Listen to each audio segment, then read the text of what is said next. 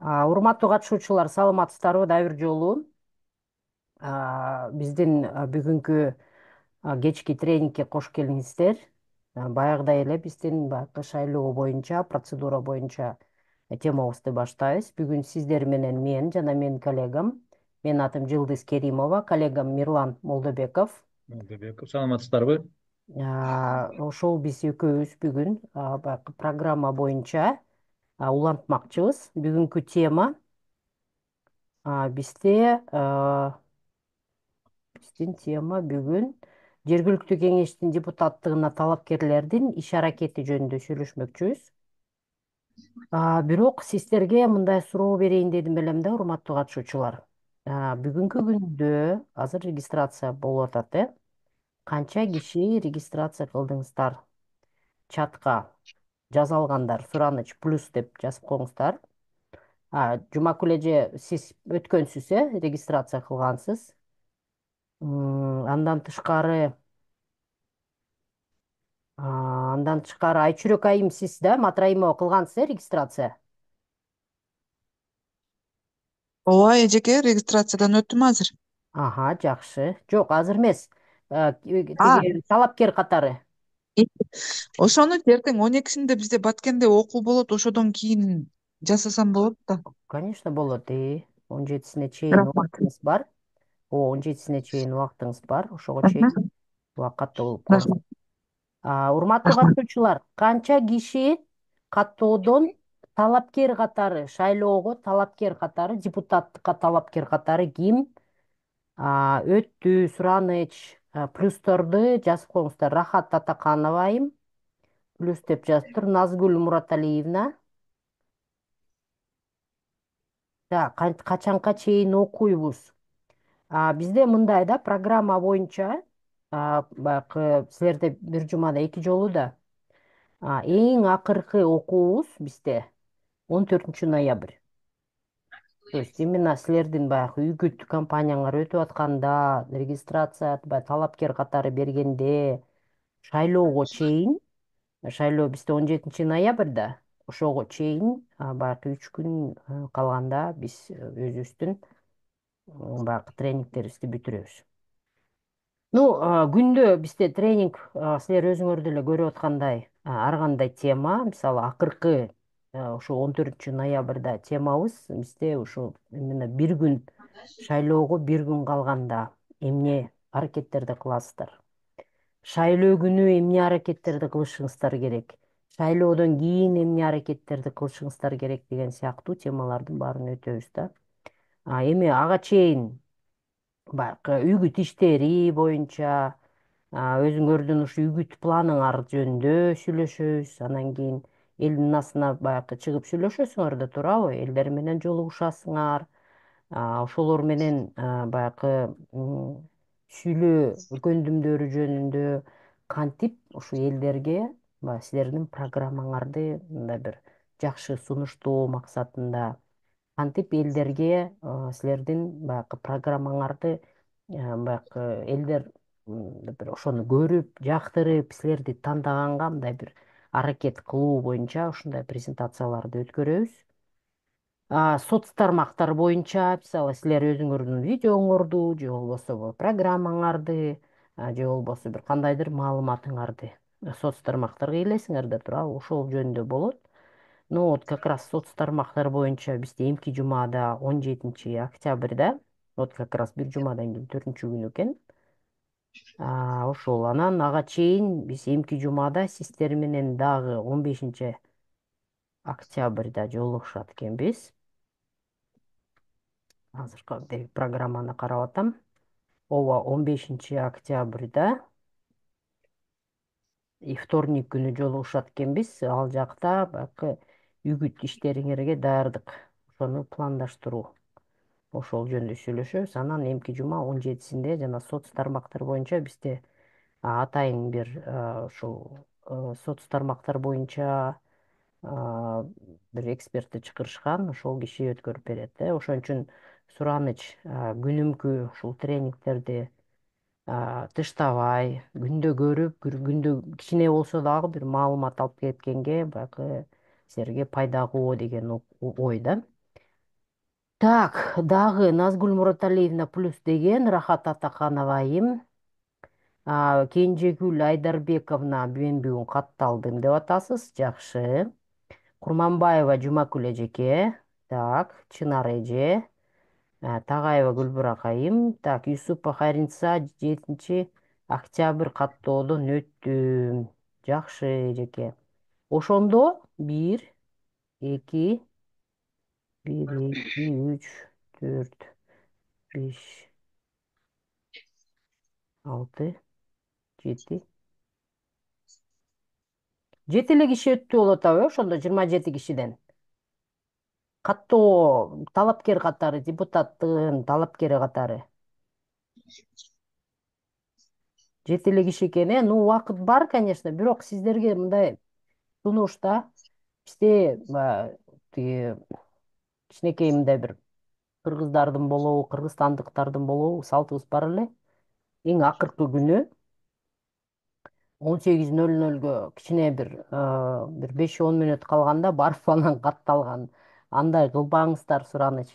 Ар кандай болот. Система иштебей калышы мүмкүн. Интернет өчүп калышы мүмкүн. Свет өчүп калышы мүмкүн дегендей. Сураныч ага чейин жеткирбегиле. Эртерээк барып туруп өзүңөрдүн документтериңерди бергиле. Себеби анан ошентип анан өтпөй калдым деп анан акыркы күнү бүт баарыбыз чуркка чөп элек. Ушундай биздин интересный жагыбыз бар. Ошон үчүн ага чейин жеткирбегиле, урматтуу катышуучулар. Эжеке Аруке эже каттоодон өткөнмүн дейт. Жакшы, ошондо 11-12 киши болуп атат, 12 киши өттү. Бирок сиздер эмки эртең шайлоо участкасы эртең деле иштейт болуш керек. Бүрсү күн аркы күнү суббота воскресенье иштейби же жокпу? Иштейт болуш керек, мен ойлоп атам, потому что баягы 17-сине чейин дагы бир убакыт кичине эле калды да иштейт болуш керек. Бирок аны өзүңөр Эжеке тактап көргүлө. Салебике, эмен айтып атасызбы ашкаларды? Ашыкаларды. Жок, иштебейт экен 6 базар күндөрү. Иштебейт бекен? Ооба. Иштебесе, анда сизде эртең күн бар экен, 5-күн. Анан деген понедельник, вторник, Понедельник. среда, четверг болуп атат. Ошол наркы жума ичи болот да.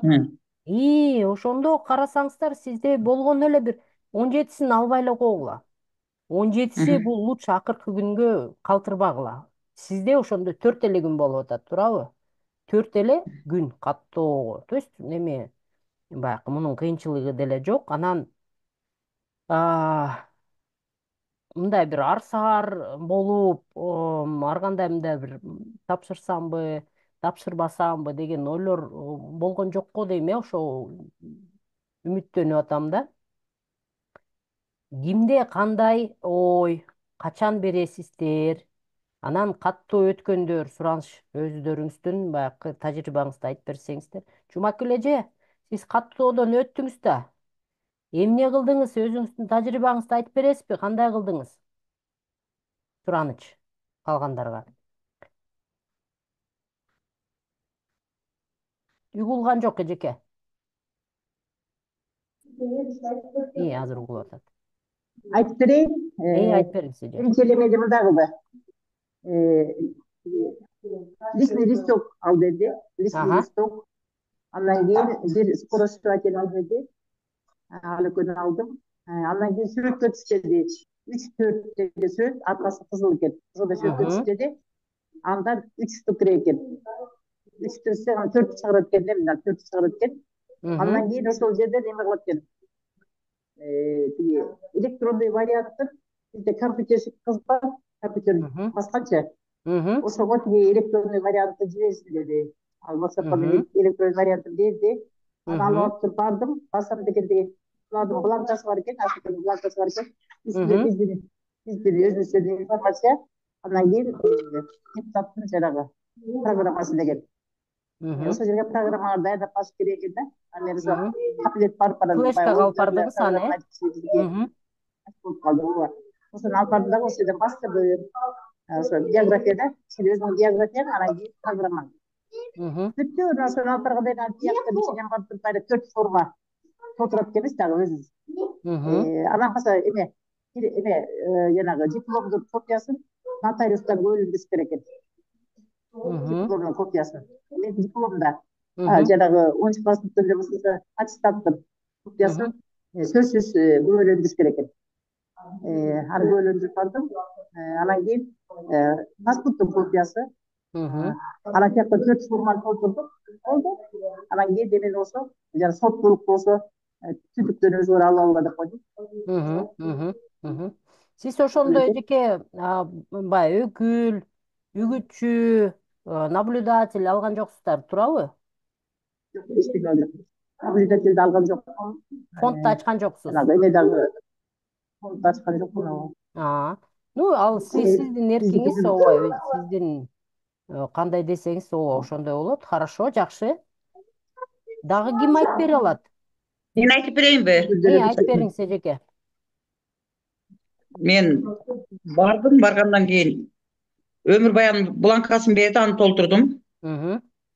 Реквизит толтурдум. Мгм.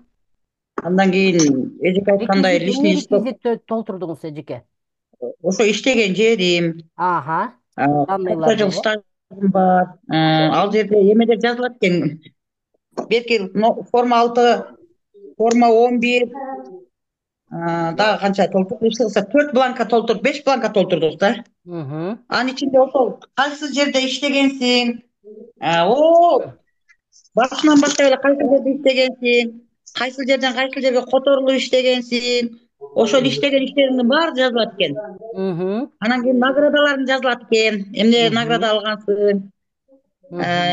азыркы учурда кандай немеде эмгектенип жатасың, ошолоруң бар экен, ошолор жазылат экен баардыгын ошо эменин Мгм. ичинде. Мгм. Ошолорду толтурдук. Анан өмүр баяныңа баягы биринчи класстан баргандан баштап немең баарын толтуруңуз деди. Азыркы учурда кайсыл жерде жашайсыз Мгм. деген ошондой толтурдук. Мгм. Анан эме личный листокту өзүбүз толтурдук, кол менен толтурдук баардыгын. Мгм. Анан дипломду эмеден заверить этип аны алып бардык. Эменин 3 копиясы алат экен. Паспорттун 3 копиясын. Анан кийин платформаңы ошол жерден жазып өзүбүз ошентип эметтик, тапшырдык платформаны дагы. Мгм. Негизи сизге кыйын көрүнгөн жокпу, татаал көрүнгөн жокпу мунун баары? Оңой Жок, эле? мен үчүн мен азыр 3-чү созывка барайын айткан үчүн мага Аа. татаал деле болгон жок. Сиз уже билесиз да эмне кандай бланк. Мурдакыга караганда номер 6, номер 11 деген немелер чыгып, формалар чыгып калыптыр, ошолорду толтурдук. Мурдагыда жок болчу алар. Аха, аха, аха. Ошо. Хорошо, жакшы эжеке, рахмат. Оңой эле экен, эме Жок, аракет кылса оңой эле, бир парча тапшырып келет. баягы сиздерди сурап аткан оюбуз баягы жаңы талапкерлер бар да. Анан ошо баягы тажрыйба кандай болду деген ойдо да. Рахмат. Ооба, Эже, ооба. рахмат. Гүлзада Усупбекова. Саламатсыздарбы? Саламатчылык. Мен Кара Суу районуна караштуу. Мен да тапшырдым, бирок баягы группада могу жерде окуткан, бүт баардык алган билимдерибизге байланыштуу мен формаларды өзүм чыгарып, баардыгын өзүм толтуруп, себеби биринчи формада бул биздин өзүбүздүн жеке маалыматыбыз экен. Кыска паспорты, баягы пин, ошол бүт баардыгы жазылат экен. Дагы бир формага болсо кайсы округка, канча мандаттууга коюп атабыз, ошону сөзсүз белгилеп жазып коюш керек экен. Себеби кийин аны мен адашып калыпмын деп кайра башкага оңдоп жүрбөш үчүн так ошо кайсы округка канча мандаттууга барып атканыбызды белгилеп жазышыбыз керек экен. Ошону толтурдум. Анан кийин бизде резюме onu чыгардым. Паспорттун копиясы 2 сүрөт, 3-кө 4 сүрөт, аркасында кызыл фон менен. Анан бир скрашиватель. Анан платформаны бизде электрондук вариантта бир парактан ашпасын чыгарып почтага жөнөткүлө деди. Почтага жиберип койдук. Болду. Акча бир неме ондой мындай өздүк баракча, ондой баягы наградалар, ондойлорду вообще кереги жок экен. Андайларды сураган деле жок. Андайларды апарган жокмун. Баардыгы аз эле парак. Ошол паракты салып эле скрашивательге тигип туруп, үстүндө бетине дагы округту, кайсыл айыл аймак, фамилия атымды жаздым, бардым, регистрацияны саат нечеде кабыл алдык деп жазышты, кол койдум, чыктым. Мага где то бир 7 мүнөттөй эле убакыты кетти. Ну Колдон жакшы. убакыты. Себеби мен бияктан даярдап бардым, олар текшерип эле чыкты, алып калышты. Ошол эле. Мен резюмени реквизиттеп алыпмын да, резюме. Ошо кайсы эмне реквизиттеп атпаймынбы болуп атат? Ишенимди Резюмеңизде жана ишенимди. иштеген жагыңызды ошол жака жаздыңыз да, туурабы эжеке? Менде Ооба суроо да, бар. ошол немеге жазылат да. Резюмеге иштеген жери бүт бардык ошол жакта го. Всё. Ишенимди берип сизге керек эмеспи? Так, ким Жок, суроо биз берген так? Ким суроо деди? Ишенимди Гүлзада айым, сиздики бүттү да, э? ооба мен Ой, өчүрдүм. рахмат, чоң рахмат, тажрыйбаңыз үчүн. Гүлүмкан Байышева. Ишенимдүү адам сөз керекпи же керек эмеспи? Азыр бизде как раз тема ошол болот. Сиздерге ошол жөнүндө айтып беребиз, макулбу? Менин коллегам Пирткеден кийин айтып берет. Анан мындай кылбайлы, сиздерге азыр просто бир ролигибиз бар эле, ошол жөнүндө көрсөтө кетейин дедим белем. Так.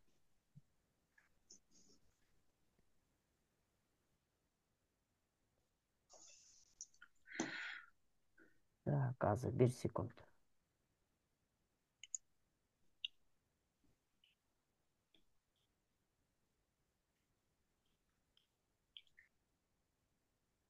Бир секунд азыр. Интернеттен азыр көрсөтө калайын деп аткам. Сиздерге баягы шайлоо процесси боюнча атайын баягы БШК роликтерди чыгарыптыр. Балким сиз буга чейин көргөнсүз. Просто бул силерди баягы шыктандыруучу, кичине мындай бир маалымат берүү максатында көрсөтүп коелу дедик элек, э? Так, хорошо азыр. Экраным көрүнүп атат, э? Ооба. Көрүнүп атат. Звугу чыкпай кала турган болсо айтыңыз. Так, азыр сайт. Азыр 1 секунд. Угулуп атабы? Жок, угулган жок. Жылдызда пока болгон жок. Бизде жакшы эле угулуп атат. Сизде бул видеонун ролигинин звугу угулуп атабы? Роликте угулбай атат, бирок сиздин сөзүңүз даана угулуп атат. Хорошо, азыр 1 секунд. Жылдыз, вам наушники снять нужно, наверное. Жок, бул деген неме да. Как его? Видео, көрсөтөйүн дегем да, немеси менен, звугу менен. Тиги наушникти немеден, ноутбуктан сурасаңыз. Звугу угулуп атабы? Жок. Пока не. Сиздин үнүңүз угулуп атат. Так, 1 секунд.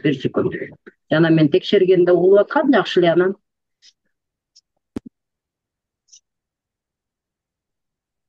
Эми? Жок, угулган жок. Жылдыз. Азыр 1 секунд. Угулуп баштаса айтып коеңуз, э? Айтабыз.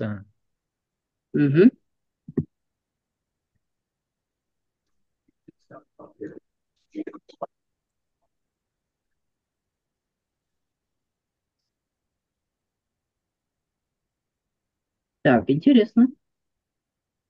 1 секунд. Не угулуп калды? Азыр эле текшергенде угулуп аткан. Так, 1 секунд. Техникалык. Жок.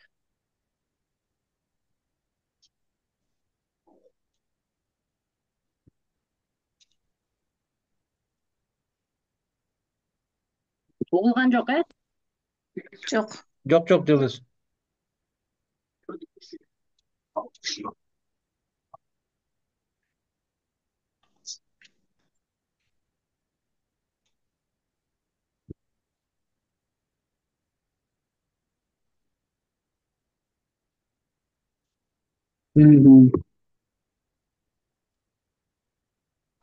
Өзүңүз неме кылат окшойсуз?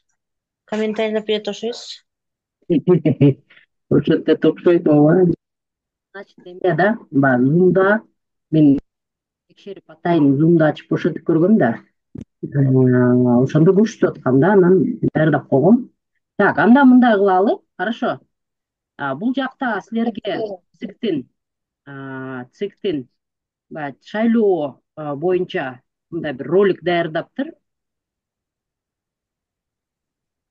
Ролик даярдаптыр дагы.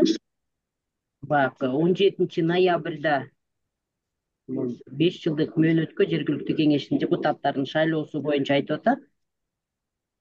Анан 18ден ашкан жарандар именно биометрикалык каттоодон өткөн, мындай паспорты бар, жергиликтүү жамааттын мүчөсү болуп саналган, именно ошол жерде пропискасы болгон адамдар депутат боло алат деп атат да. Биякта 21 жашка толгон, шаар же аймагында каттоодон турган, ортодон кем эмес билими бар, муну биз билебиз, Шайлоо мажоритардык система боюнча болот.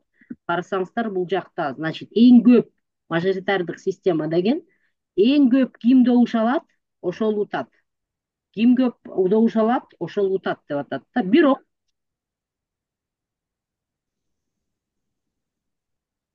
Бирок ошол эле кезде карасаңыздар, сиздер или самовыдвиженец деп коет, өзүңөр баягы талапкер боло аласыз, же болбосо партиядан чыга аласыздар да. Ошондо 30% квота берилип аткан жөнүндө таанымал да. Мынакей өзүн өзү көрсөткөн, же болбосо партиядан катышкандар бар. Мисалы, балким силердин аймагыңарда бир партия түзүлүп, силер партиядан кетишиңер мүмкүн эле, туурабы? Бирок силер көбүнчөсү баягы өзүн өзү талапкерсиңер, туурабы? ооба. Так.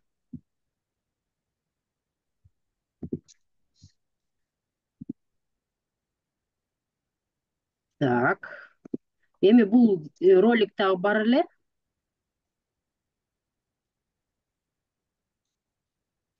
Бул баягы биздин неме бар эмес беле, көлдү тиги түзүп чыккан. Бул баягы неме деп атат?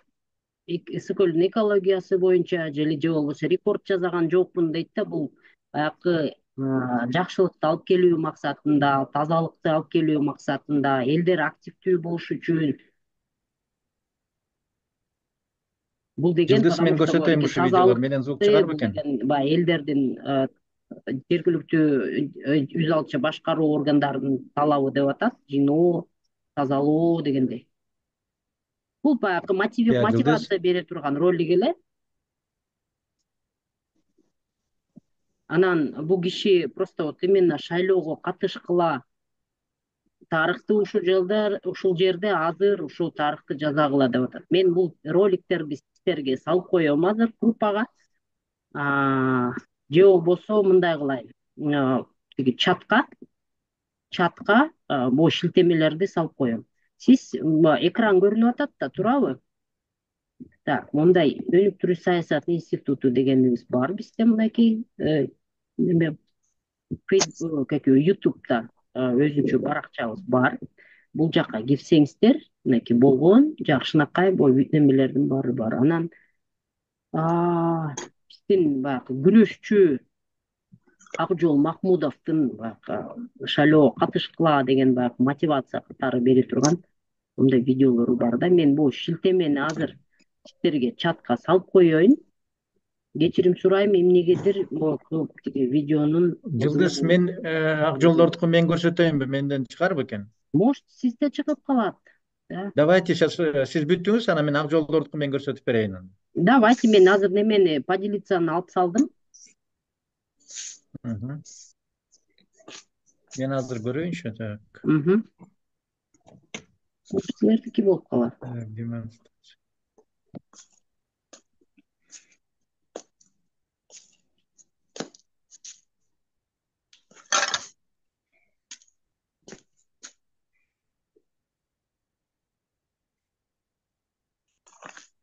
Жок, звугу жок. Азыр. Барбы? Жок. Өзү система ушундай экен да, что-то звукту көрсөтпөйт экен. Ну, хорошо. Звугу жокпу? Жок.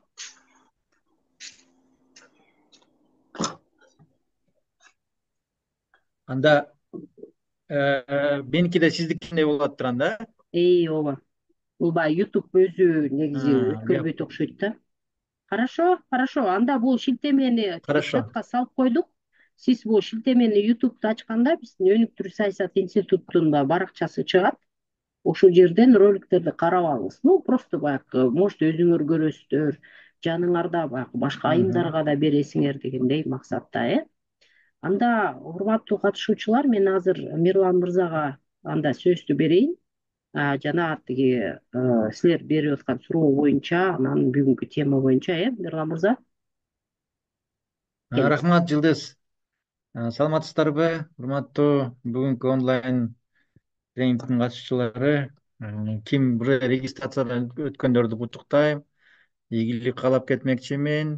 Калгандарыңыздар да мына өтпөгөндөр дагы буюрса жакын арада өтөбүз деп атабыздар. Баарыңыздарга ийгилик, жакшынакай алып өтүп алыңыздар. Азыр мен сиздер менен биз бүгүн сиздер менен азыр ушул талапкердин жергиликтүү кеңештин депутаттыгына талапкердин иш аракеттери жөнүндө сөз кылмакпыз. Вот.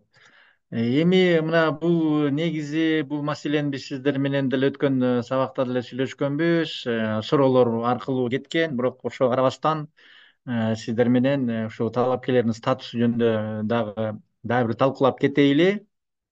Мына өзүңүздөр билгендей эле ушул талапкер көрсөтүлгөн учурда тартып шайлоодун натыйжаларынын аныкталганга чейин кызмат ордунан же кызматтык ыйгарым укуктарын аткаруудан токтотурат да, эгер алар төмөнкөрдө болуп саналса. Өзүңүздөр билгендей эле мамлекет кызматынын түрүндө, мисалы жарандык, аскердик, укук коргоо, дипломатиялыкына карабастан мамлекеттик кызматчылар, ошондой эле муниципалдык кызматчылар, жалпыга маалымдоо каражаттарынын кызматкерлери, жогорку кеңештин депутаты же президенттен кошпогондо мамлекеттик саясий кызматчылар дагы, жергиликтүү кеңештин депутаттарын кошпогондо муниципалдык саясий кызматчы, ошондой эле 30% ашык мамлекеттик муниципалдык үлүш менен катышкан мамлекеттик муниципалдык ишкана мекемелеринин юридикалык жактан жана алардын бөлүмдөрүнүн жетекчилери дагы ушул иштен немете албайт да, аткарууну токтотуп турат да.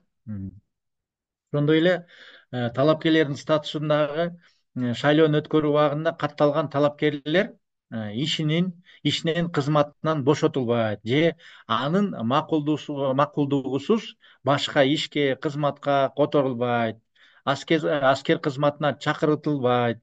Вот ошондой учурлар бар да. Мисалы сиздердин араңыздарда директор школдор, бала бакчанын жетекчилери ушул немеге кандидат катары катталгандан кийин алар ошол шайлоо бүткөнчө учурунда сиздерди башка жумушка которуп же жумуштан алышты албайт да. Вот ошону эске алсаңыздар керек да. Катталган талапкердин шайлоого катышкан мезгили жалпы эмгек стажына эсептелет. Вот ошол беренеде көрсөтүлгөн жергиликтүү кеңештердин депутаттарын шайлоо жөнүндө мыйзамда 17 беренесинде бул көрсөтүлгөн. Катталган талапкер кылмыш жасаган жеринде кармалган учурларды кошпогондо жазык жоопкерчилигине тартылбайт, кармалбайт, камакка алынбайт же сот тартибине берилүүчү чараларга дагы дуушар кылынбайт да. Вот ошондой жерлери бар. Ошону эске алып коюшуңуздар керек. Араңыздарда мына суроолор да болуп атат. Ушу мектеп директорлору, мугалимдер, ушундай биз койсок болобу дегендей суроолор болду. Азыр силерде андай суроо жокпу? Араңыздарда директор школ, мугалим болуп иштеген, бала бакчада иштеген, бала бакчанын жетекчилери, ФАПта иштегендер барбы араңыздарда? Саламатсызбы? Мен суроо Саламатчылык. берейин деп эле. Мен бакчада жетекчи болуп иштеймин, Эргешова Назгүл. Айтсаңыз, кайерде жетекчи болуп? Бала бакчада жетекчи болуп иштеймин. Мен 7-октябрда каттоодон өттүм. Анан кечээ Ошто бизде семинар болду. Ошол шайлоого карата аялдарды депутаттыкка талапкерликке ошо темада. Анан БШКдан келишип семинар өтүштү дагы, ошондо мен суроо бердим. биз каттоодон өткөндөн кийин качан биз жумуштан временно арыз жазабыз десем, ошол арыз жазган күндөн 3 күндүн аралыгында жазышыңар керек деди. Анан мен районуга бардым дагы ошол мен 7 күнү арыз жаздым эле, бүгүн 9 болуп калды. Мен ушундай арыз жазайын десем, шайлоого үгүт иши баштала элекко, неге эрте жазасыңар деди. Анан орто эсеп менен эмгек акыңар дагы сакталып берилет деди бизгечи, БШКдагы. Анан ошол вопросторду айтсам, кыскасы кайсы беренеге таянып ошолду арызды ошол берене негизинде деп арыз жазышыңар керек. Анан билбейм, азыр неге мынча эрте жазасыңар деген суроону берди дагы. Мен ортодо кыскасы жазбай келдим. Ошондо мен качан жазышым керек? Аябай жакшы суроону бердиңиз. Сиз мисалы сиздердики мына выдвижение кандидатов да 17 октябрда токтотулат, туурабы? Ооба. Предвыборный проведение агитации 28 октябрдан башталып агитация башталат. Агитация. Ошо агитация башталгандан баштап силер уже неме жумуш немеңерди негизи каттоодон өткөндөн кийин токтотулуш керек да. Анан эми азыр силер агитация башталган, ЦИК ошентип айтты силер каттоодон өткөндөн 3 күн ичинде деп, туурабы? Ооба. Ооба. Негизи уже 3 күн ичинде неметишиңер керек да, уже силер уже ишиңерди токтотушуңар керек да. А өзү негизи агитация башталгандан баштап, мына силердики 28 октябрдан башталат агитация. Агитация башталгандан баштап силер автоматически силер уже жумушуңарды тапшырып убактылуу тапшырып беришиңер керек да. Азыр ошондо мен барып арыз жазайынбы, анан качан жазайын? Если жазган болсом, жумушка барышым керекпи, барбашым керекпи? Ошондо 17 ноябргачы вообще жумушка барбашым керекпи? Кандай болот? Сиз жумушка барбайсыз, убактылуу сиз ошо жумушуңузду токтотосуз. Убактылуу. Шайлоо бүткөнчө сиз жумушуңузду токтотосуз. Анда эртең дүйшөмбү күнү барып, анда арыз жазып коюш керек экен да, убактылуу. Арыз жазып коюшуңуз керек. Тем более силерге ЦИКтин өкүлү айтып атат бул маселе боюнча. ЦИКтин өкүлү айтты да, туурабы? Ооба. Уларбек Жайлообекович айтты. Уларбек Жайлообекович, ооба. Если ал айтса, значит ошентип барып силер барып АШК барып туруп, районго барып арыз жазып ишиңерди токтотосуңар да, убактылуу. Агай, менде суроо бар эле, агай. Уруксат берсеңиз. Айта бериң. Агай, бул жетекчилерге байланыштуу. Ал эми биздин сабак жагыбыз кандай болот? Сабагыбызды өтө беребизби мугалимдигибизди? Жок, токтотосуңар. Бул бир гана жетекчи эле эмес, бардыгына эле ошо ким ушу кызмат иштеп аткандар баары убактылуу токтотулат. Мисалы, бир мектептен 3-4 мугалим талапкер болсо, алар баары токтотушабы, агай? Ошентет. Токтотушат. Рахмат, агай. Агай, менде суроо бар, агай. Да. Мен каттоодон өткөндөргө суроо берейин дедим эле да. Сиздерди баягы бланка толтуруп атканда туулгандыгы тууралуу күбөлүк суралдыбы, суралбадыбы? Анан соттуулугу тууралуу документ баягы суралдыбы, суралбадыбы? Ошону дагы айтып коюшса да жакшы болот эле. Азыр өйдө айткандардан эч кимиз айтпады да. А бизге ошондой келген эле да. Соттолгон тууралуу неме эмес беле? Алар суралган жок. Өткөндө айтып бериңиздерчи. Немени түндүктөн алып алабыз деди. Соттулугу жок, андай эмени деди. Түндүктөн өзүбүз алып алабыз деди. Дагы эмне сурадыңар? Анан туулгандыгы тууралуу көйлүктүн ал жерде эмне кереги бар? Паспорт туруп атпайбы? Паспорт. Бизде айыл башчыбыз ушуларды тактап, ушуларды апаргыла, ушулар керек экен деп. Айыл башчы айтып берет да, бул жерден канча күн окууга катышып атасың, угуп атасың го. Конечно. Бул экинчи жолу катышымда. Рахмат чоң. Агай, мен айтып коеюн, туулгандыгы тууралуу көйлүктү сурабайт экен, соттолгон тууралуу көйлүктү немени справка суралбайт экен. Ооба, справканы немеден алат? Бирден сүйлөйбүз, справканы түндүктөн алып алат. Жанагы арызды кайсы беренеге таянып, 17 беренеге таянып жазабызбы? Ооба, ошо мыйзамга ылайыктуу 17 беренеде ошондой көрсөтүлгөн да. Рахмат. Кийинки слайдка өтө берели, дагы барып суроолор? Бар, агай. Келиңиз. Агай, саламатсызбы? Келиңиз Назгүл. Аха. О жерде айтып атасыз го тиги мугалимдер жумушун убактылуу тапшырыш керек деп, талапкер Ооба. болгондон баштап. Бала бакчада тарбиячыларчы кандидатурасын койгон. Алар жөнүндө кандай? Алар дагы бакчада тарбиячылар дагы алар деле жалпы мугалимдер, бала бакчада иштеген кызматкерлер бардыгы убактылуу шайлоо бүткөнчө, ушу каттоодон өткөндөн баштап убактылуу иш кызматын тапшырышат. Убактылуу Мирлан, иш. Да. Мирлан, Жумгалы району. Мен да кече күнү барып тапшырдым да. Тапшырсам, мугалимдер иштей бересиңер деп Кандай коюшту. эчтирсе айткан жок да, мына бир тапшырып Бири-биринен сүйлөшөлү, урматтуу катышуучулар. Бири-биринен сүйлөшөлү Назгүл айымдар, келиңиз. Бири-биринен сүйлөшөлү.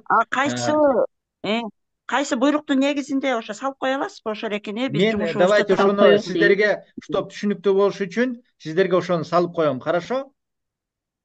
Рахмат. Акылбы, А так ушу садикте мектепте кызматкерлер кызматты абалынан пайдаланбасын деп убактылуу кызматтан бошотулуп турат да. Мен сиздерге аны таап туруп сиздерге салып жиберем, макулбу? Айлык сакталат. Мен эмени көрсөтсөм болобу? Азыр тегорики мындай кылбайлыбы? Презентацияны бүтсүн Мирлан мырза. Анан бул жерде бир документ бар эле, мыйзам. Ушу силер айтып аткан суроолор боюнча кандай дейсиздер?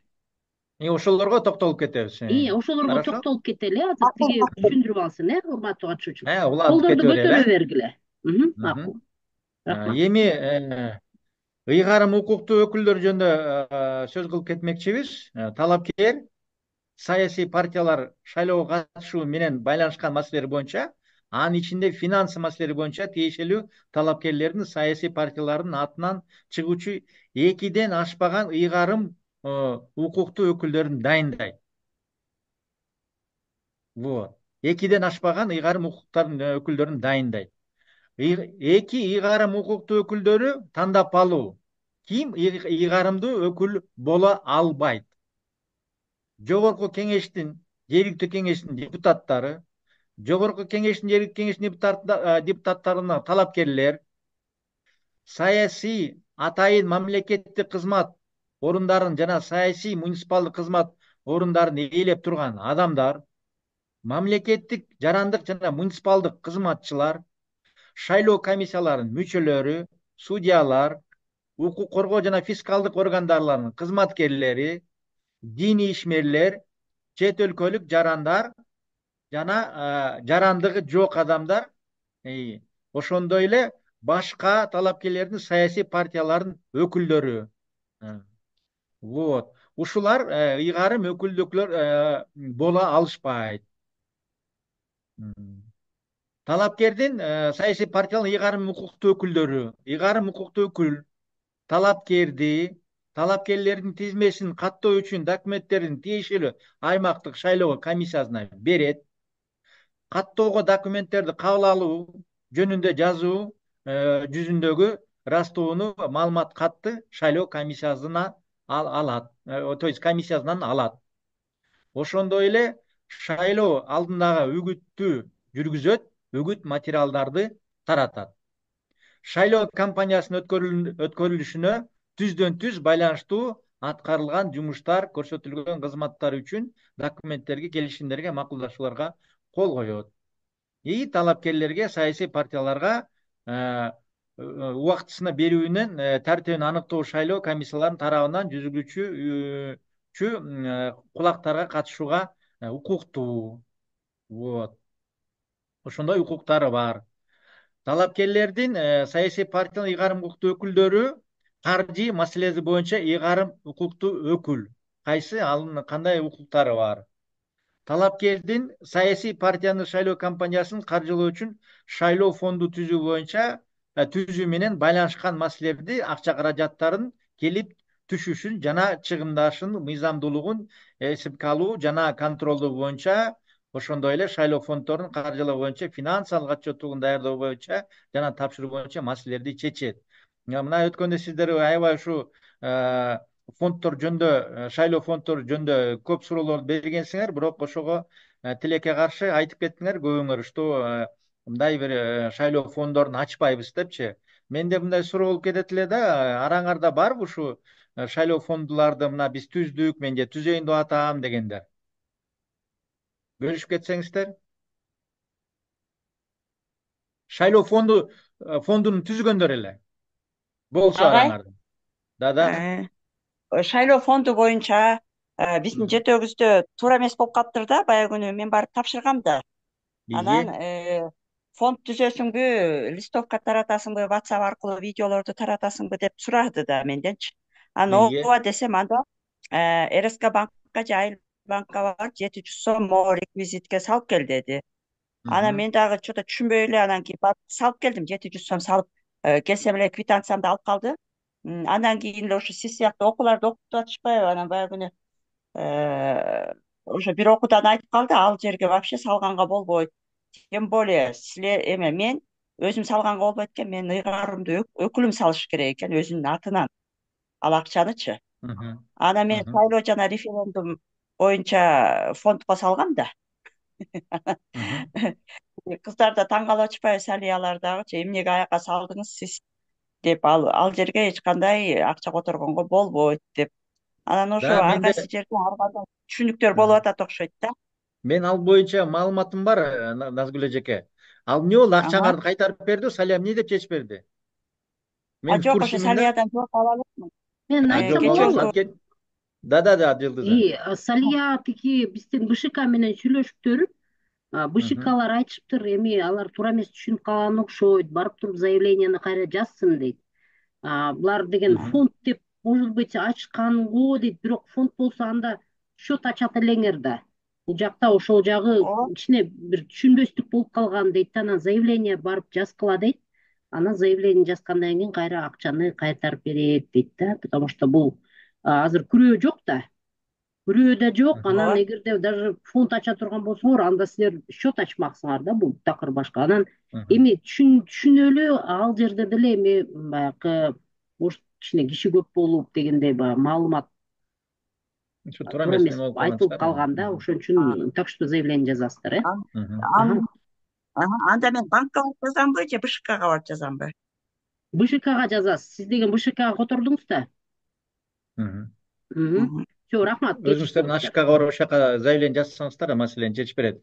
Анткени себеби мындай да, мен бул сурооду эмне үчүн берип атам? Эгерде силер фонд ача турган болсоңуздар, силер мынакей ушу ыйгарым укуктуу өкүлдөрдү дайындасаңар, силер алар менен ошо келишимге отургузулуп, мисалы жана финансы боюнча өкүлүңөр иш алып барса, силер ошо келишимге отургузуп, ошо эгер акча каражат айлык төлөп берсеңер, ошо фонддун эсебинен төлөшүңөр керек да. Ошон үчүн мен силерге суроо берип атам да, бүгүнкү күнү фонд ачкандар барбы, жокпу дегендей кылыпчы. Если неметсе карап көрөсүңөр. Негизи бул ушу ыйгарым укуктуу өкүлдөр жөнүндө сүйлөшүү болуп аткандан кийин, силер аларды жалдагандан кийин сөзсүз келишимге отурушуңар керек да. Кийинкиси финансылык эсептешүү документтер жана финансылык отчетторго да кол коюуга укуктуу. Ошондой эле талапкерлерге, саясий партияларга тиешеси бар финансылык маселелер боюнча шайлоо комиссияларынын жыйналыштарына катышууга укуктуу. Ушул конституциялык мыйзамга белгиленген финансылык маселелер боюнча бөлүнгөндө башка ыйгарым укуктарды дагы жүзүгө ашырат. Вот. Ыйгарым укуктуу өкүлдөрү, ыйгарым укуктуу өкүл бул талапкерлердин тизмесин каттоо үчүн документтерди тиешелүү аймактык шайлоо комиссияга берет. Каттоого документтерди кабыл алуу жөнүндө жазуу жүзүндө ырастоочу маалымат катты шайлоо комиссиясынан ала алат. Вот. Ошондой иштерди алып барат. Шайлоо алдындагы үгүттү жүргүзөт, үгүт материалдар таратат, жана айтып кетпедимби? Вот. И ар кандай документтерге кол коет да. Ишенимдүү адамды дайындоодо талапкер саясий партиянын өзүлөрүнүн өкүлдөрүн дайындоо укуктуу. Өзүңүздөр ушу дайындоого өзүңөр дайындоо укуктуусуңар да. Мисалы, ишенимдүү адамдарын каттоо үчүн талапкерлер саясий партиялардын добуш берүү күнүнө чейин 3 күн календар күнүнө кечиктербестен жергиликтүү убакыт боюнча саат 18:00 чейин тиешелүү шайлоо комиссиясына төмөнкү документтерди беришиңиздер керек да. Талапкердин жазуу жүзүндөгү арызын, саясий партиянын сунуштамасын жана жарандын өзүнүн ишендүү адам болууга макулдугу жөнүндө арызы бар да. Ошол арызды да кошо тапшырасыздар. Ошондой эле ишенимдүү адамдын инсандыгын тастыктоочу документтерди, негизги иштеген жеринин, кесибинин түрү жөнүндө маалыматты, туруктуу жашаган жеринин толук дарегин жана байланыш маалыматтарын дагы кошо берүү зарыл да. Ишенимдүү адам да. Кайра башынан айтып койчу, ишенимдүү адамга кандай документ керек дедим. Биз бул презентацияны салабыз. Сиздер ишенимдүү адамдарды каттоо үчүн талапкерлер, силер саясий партиялар добуш берүү күнүнө чейин 3 календарный күндөн кечиктербестен жергиликтүү убакыты боюнча, мисалы саат 18:00 чейин тиешелүү шайлоо комиссиясына төмөнкү документтер берет. Талапкердин жазуу жүзүндөгү арызы сиздердин. Эгер саясий партиянын сунуштамасын жана жарандардын өзүнүн ишенимдүү адам болууга макулдуу жөнүндө арызы. Мисалы эми силер саясий партияңар жок, силердин өзүңөрдүн арызыңар болот, ошондой эле жана ишенимдүү адамдын макулдугу жөнүндө арызы. Ошондой эле ишенимдүү адамдын инсандыгын тастыктоочу документтери. То есть инсанды тастыктоочу документ эмне болот? Паспорт, туурабы? Негизги иштеген жеринин, кесибинин түрү жөнүндө маалыматты, каерде иштейт, иштеген жеринен ушу справка керек. Туруктуу жашаган жеринин толук дарегин жана байланыш маалыматтары. То есть сотовый телефон жана башка телефондору да, электронный адрес башка. То есть байланыш маалыматтары. Вот ушундай документтер керек да. Ушундай документтер берет. Ишенимдүү адамдардын төмөнкүлөрү укуктуу, үгүт жана башка иштин ар кандай мыйзам менен жол берилген түрлөрү жана мыйзамдуу усулдар менен жүзүгө ашырууга, алардын шайлоо алдындагы программаларын сунуштоого. Шайлоо алдындагы чогулуштарда, шайлоочулар менен жолугушууларда, чыгып сүйлөөдө, шайлоо алдындагы дебаттар менен дискуссияларга катышууга укугу бар. Шайлоо алдындагы чогулуштарды жана шайлоочулар менен чогулуштарды өткөрүүдө мамлекеттик органдардан жана жергиликтүү өзүнчө башкаруу органдарынын зарыл жардам алууга дагы укуктуу. Ишенимдүү адамдардын төмөнкүлөрү да укуктусу кийинкиси шайлоо комиссияларынын жыйналыштарына катышууга. Добуш берүүнү өткөрүүдө шайлоочулардын добуштарын эсептөө жана добуш берүүнүн жыйынтыктарын белгилөөдө шайлоо участкаларында болууга укуктуу ишенимдүү адам. Шайлоо комиссияларынын документтери, ошондой эле добуш берүүнүн жыйынтыктары жөнүндө, шайлоонун натыйжалуу жөнүндө протокол менен таанышууга укуктуу ишенимдүү адамдар. Шайлоо комиссияларынын чечимдерине жана аракетсиздигине дагы даттанууга жана даттануулар менен арызды кароого катышууга да укуктуу. Ишенимдүү адамдар төмөнкүлөргө укуксуз. Биз жана укук жөнүндө айттык элек, эми укуксуз жөнүндө сөз кылып кетмекчибиз. Шайлоо комиссияларынын ишине киришпеш керек да.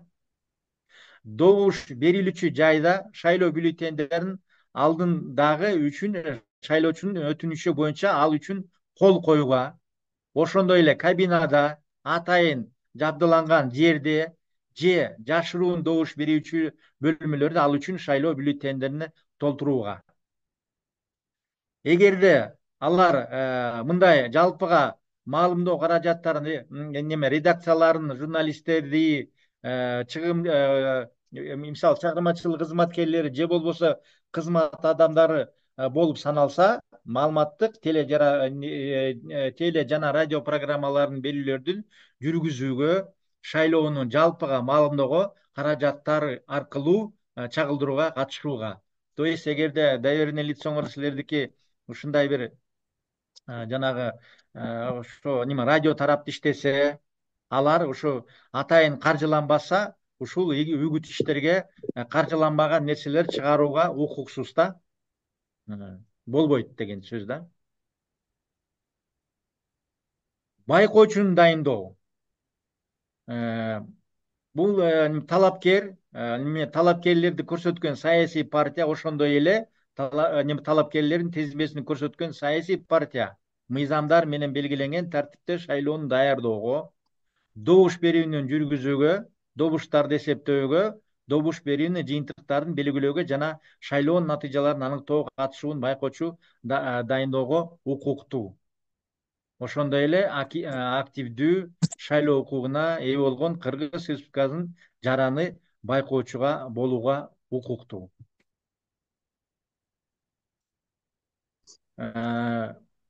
Байкоочунун төмөнкүлөр дагы укуктуу. Кайсы гана деңгээлде болбосун, шайлоо комиссиясынын курамын түзүү үчүн байкоону жүзүүгө ашырууга. Шайлоочулардын тизмелерин түзүү үчүн байкоону жүзүүгө ашырууга.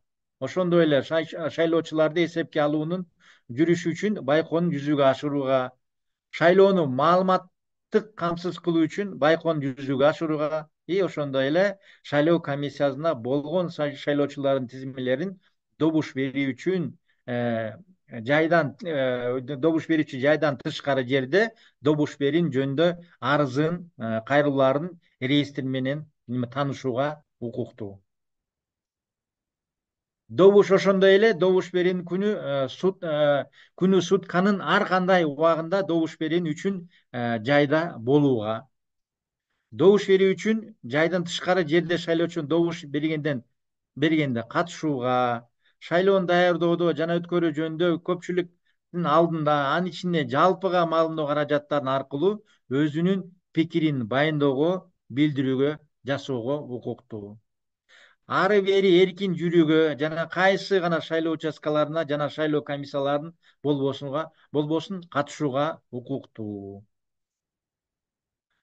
Шайлоо бюллетендеринин мазмунун көрүүнүн камсыз кылган аралыкта жана шарттарда шайлоочулардын добуштарын эсептөөгө байкоого да укуктуу. Шайлоочулардын добуштарын эсептөө ар кандай толтурулган же толтурулбаган шайлоо бюллетени менен таанышууга. Шайлоо комиссиясы тарабынан добуш берүүнүн жыйынтыктары жөнүндө протоколдун жана башка шайлоо документтерин түзүүгө байкоого. Ошондой эле тиешелүү шайлоо комиссияларына шайлоочулардын добуштарын кайтадан саноого катышууга ошондой байкоочунун ошондой укуктары бар. Биз ушу сиздер менен ушу ыйгарым өкүлдөрү боюнча, байкоочулар боюнча сиздер менен мына кандай укуктары бар, кандай эмнелерге укуксуз, ошолор жөнүндө сиздер менен мындай бир сөз кылдык да. Сиздерге мына ушул жерде суроуда араңыздарда мына көпчүлүгүңүздөр өткөн созывда депутат болгонсуздар, мына азыр мына кандидаттыгыңарды коюп атасыңар. Жакшы бир мисалдар менен бөлүшүп кете аласыздарбы? Ушундай бир өткөн шайлоодо же азыр мына мен ыйгарым укуктуу өкүлдөрдү карап атам, уже дегендей байкоочулар болгон ушу өзүмдүн тарапташтар тараптан мен ушундай бекиткем дегендер мисалдар келтирип кете аласыздарбы?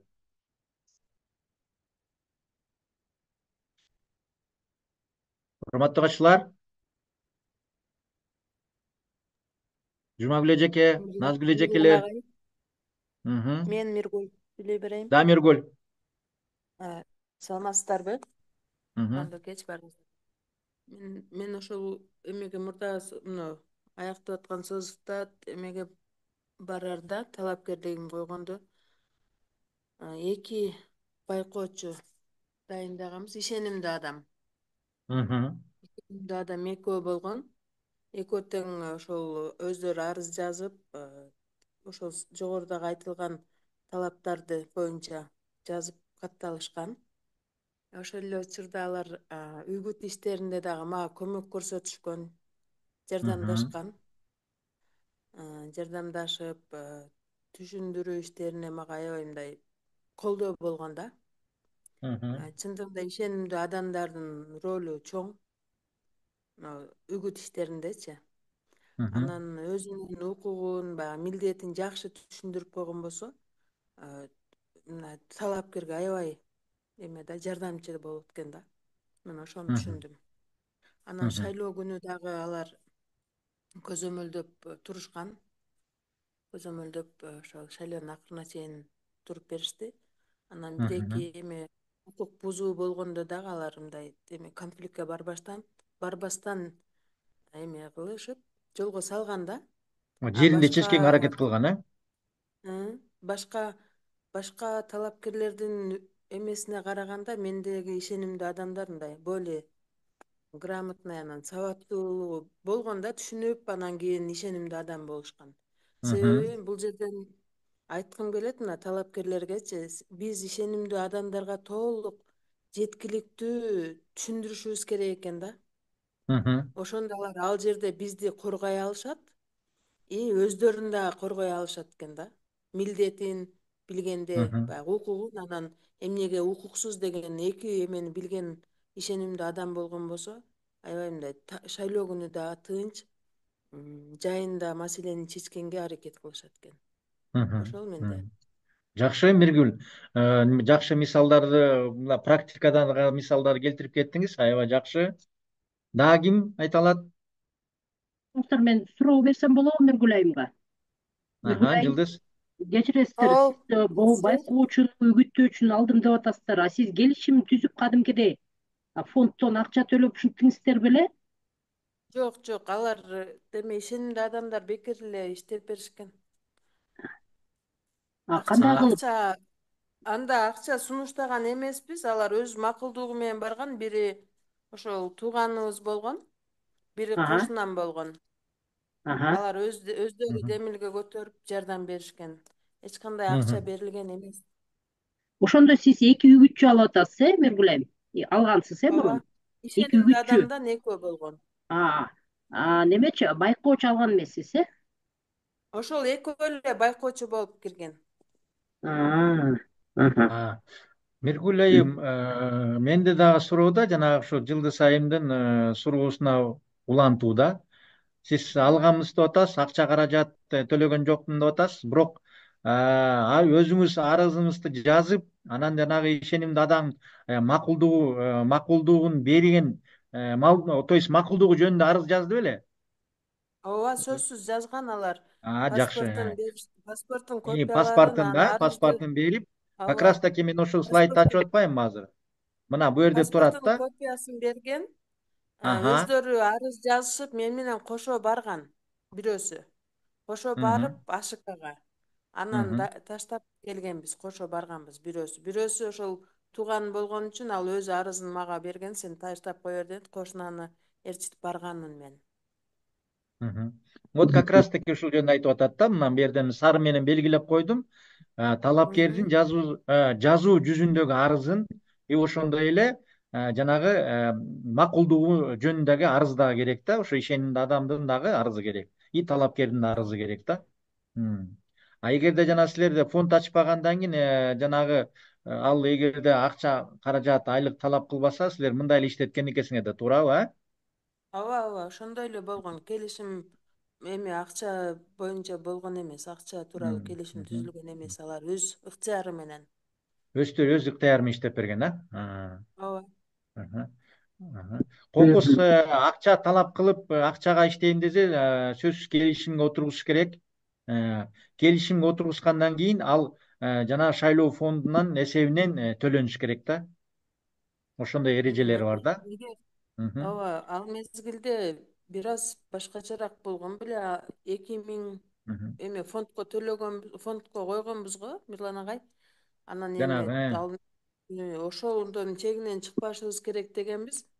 Эми бул ал мезгилде көп деле акча короткон эмесмин да мен. Бир 500-дүн тегерегинде эле эме чыгарганмын. Кагаздарды 500 сомдун тегерегинде эле. Анан ошол болгону, чыгыш ошол эле болгон да. Хорошо, рахмат. Рахмат, Миргүл айым.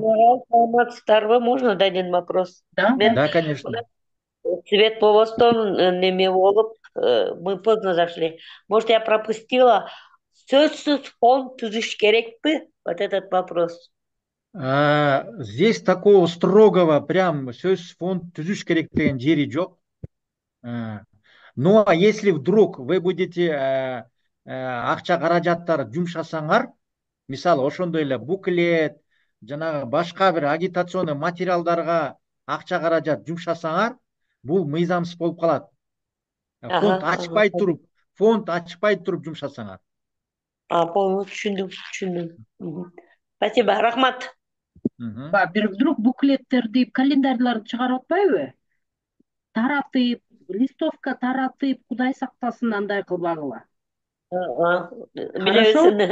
Даже бир кагаз бербегиле, потому что эгерде силер хотя бы бирөөгө берсеңиздер, бул фонддон чыккан баягы каражат менен төлөнүш керек болгон неме да, брошюралар. Только один случай, да? У меня сестра жокору кенешке койгондо, биз учкунга тиражды неме кылганда, там талапкер, вот так это самое, они свои реквизиты заказ кылганда, и пропустил это. И вот это была самая большая ошибка, и мы проиграли. В каком отношении нас не допустили до выборов, потому что, вот видите, Демеле была в этом самом, не только она, все были, а Арс на нее попал, поэтому вот такой был случай. Ошон үчүн тираж, анан каяктан басылып чыгып атат, ошону сөзсүз көрсөтүш керек экен. Обязательно. Ана чоң рахмат Мухаммадхан эжеке. Гимндагы арамызда да барбы? Бөлүшүп кетесиздерби ушу? Мен сүйлөп койсом болобу? Да, Гүлбирак эжеке. Биз мурдакы сазыпта койгонубузда мынау наблюдательдер жөнүндө сөз болуп атат да. Ошо ишенимдүү адам. Эме кылган, биздин участканын төрайымы эле айткан, наблюдательдерге алып келип каттатып койгула деп, алар барып паспорту менен катталган, ошол боюнча эле наблюдатель болуп иштешкен да. Арыз жазган эмеспиз. Ошол боюнча негизи арыз жазылыш керек да. Төрайым айтканда келип эле катталып кеткиле деп, анан кийин барып эле катталып, анан неме кылган. Анан бизде ашыкча эч нерсе кылган эмеспиз. Жанагындай көрүнөк жарнак эчтеке чыгарган эмеспиз. Жөн эле бир тыйын деле оймөтпөй эле барганбыз да. Дагы деле Кудай кааласа ошол боюнча эле барабыз. Насип кылса. Ошол азыр эми мындан биягына мындай кылышыбыз керек экен да, арыз жазып, анын дагы макулдугун алып, ырастап койушубуз керек экен да. Ишенимдүү адамдар жөнүндө сөзсүз арыз керек. Ишенимдүү адамдар. Ишенимдүү адам албай койсом деле болот да, туурабы Мирлан? Албай койсоңуздар деле болот. Ишенимдүү адамды алсаңар, сөзсүз анын макулдугу жөнүндө арызы керек. Байкоочуларды жанагы силерде ашыкканын өкүлдөрү туура айтып атат. Силер аны каттатып коесуздар, официально тастыктоочу документ менен каттатып коесуздар, болду да. Бул ишенимдүү адам жөнүндө сөз кылып атат. Анткени ишенимдүү адам сиздерди шайлоо процессин жүргүзөт, ушу катышат, жана укуктар жөнүндө айтып кетпедикпи? Сөз жөнүндө, анын тиги ушу жарандыгы жөнүндө, анан өзүнүн ишеним макулдугун жөнүндө арызын бериш керек да. Ишенимдүү адам албай койсоң деле болот экен да. Эми карап көргүлө эми ишенимдүү адамдарды. Мен ошон үчүн жана суроо бербедим, практика менен бөлүшүп кеткилечи депчи. Азыр жана Миргүл айым жакшы мисалдар келтирип кетпедиби? Аябай жакшы таасир этет экен, жакшы пайдасы берет экен депчи. Вот. Эми жерлерде бирине бири окшошпойт да, Мирлан, ошон үчүн айтып атпаймынбы? Жок, мен негизи айтып атам да. Ооба. Бирок жана Миргүл айым деле айтып берди го, аябай жардам берди деп атат да, ушул ишенимдүү адам. Бизге просто баягы маалымат катары эле айтып атабыз, эгерде кааласаңыздар. Бирок Миргүл айым, сиз ошентип айттыңыз, туурабы? Үгүтчү да жакшы жардам берди, баягы тиги жетпеген жерге жетти деп. Ооба, ошондой. Мага жардам беришкен. Так, бул жерден чаттан сурап атат Мирлан. Ишенимдүү адамда убактылуу кызматтан тапшыруу керекпи депчи. Андай мыйзамда мен көргөн жокмун бирок. Так, давайте ишенимдүү адамдарды көрөлү. Мына ишенимдүү адамдар, азыр мен ачам. Ким боло албайт? Мына карасаңыздар, мен слайд таштым, Багы мамлекеттик негизи жогорку кеңеш түшүнүктүү болуп туруп, саясий атайын мамлекеттик кызмат орундарын жана саясий муниципалдык кызмат орундарга ээлеп турган адамдар боло албайт. То есть айыл өкмөттө иштегендер, мамлекеттик кызматта, акимчиликте иштегендер, булар боло албайт. Силердин ыйгарымдуу өкүлүңөр болуп. шайлоо комиссияларынын мүчөлөрү боло албайт, судьялар боло албайт, укук коргоо жана фискалдык органдар кызматкерлери, мисалы бул жана прокуратура, милиция, налоговый иштегендер силерге мындай ыйгарымдуу өкүл боло албайт. Дин ишмерлер боло албайт, чөт өлкөлүк жарандар боло албайт, жана жарандыгы жок адамдар боло албайт. Ошондой эле башка талапкерлердин, башка саясий партиялардын өкүлдөрү да боло албайт. Калгандары боло алат да. Калгандары боло алат. Ал кимдер? Ошондой эле ишкерлер, бизнесмендер, балким бир башка мамлекеттик эмес уюмдардын өкүлдөрү силерге боло берет. Вот. Ушулардан башкары. Алар жумуштан четтетилбейт. Мына могу мен айтып кеткенден башкатылар. Алар жумушун алып бара берет. Ишкерлигин, дыйканчылыгын башка бир мамлекеттик эмес уюмдарда иштесе, вот. Ушулардан тышкары баардыгы боло берет. Алар жумуштан четтетилбейт. Анткени алар мамлекеттик жана муниципалдык кызматкерлерге кирбейт да. Ошон үчүн боло берет.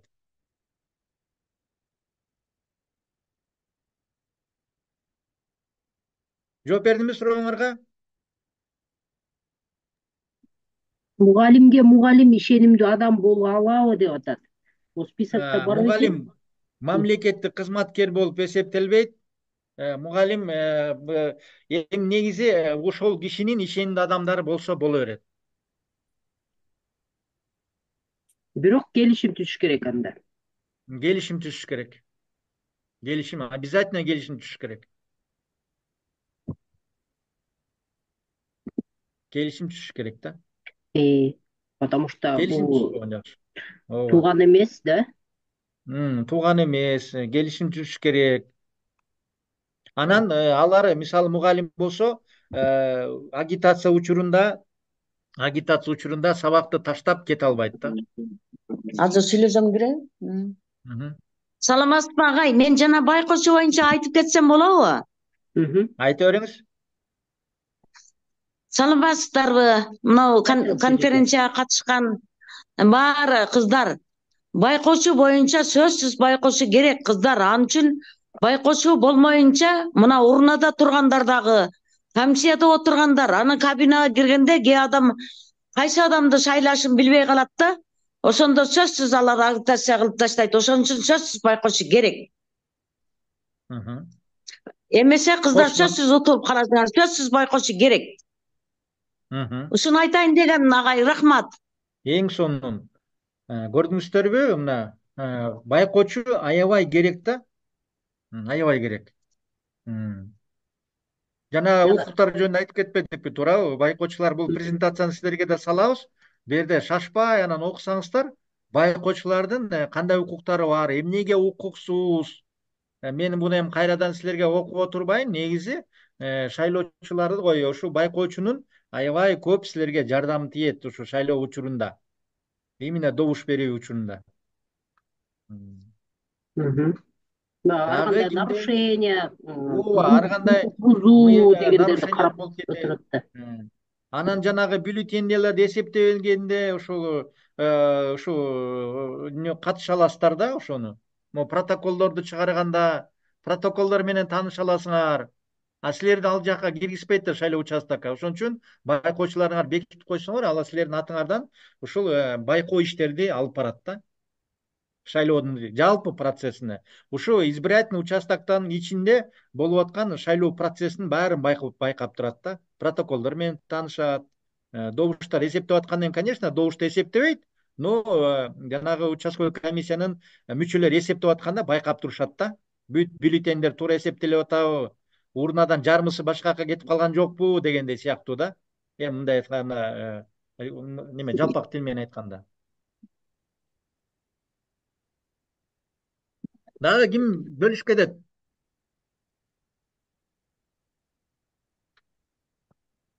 Байкоочуларды койсоңор, алар кыйын эле эмес го дейм, барып каттатып койсоңор, шайлоо учурунда, шайлоо күнү силерге аябай көп жардам тиет да.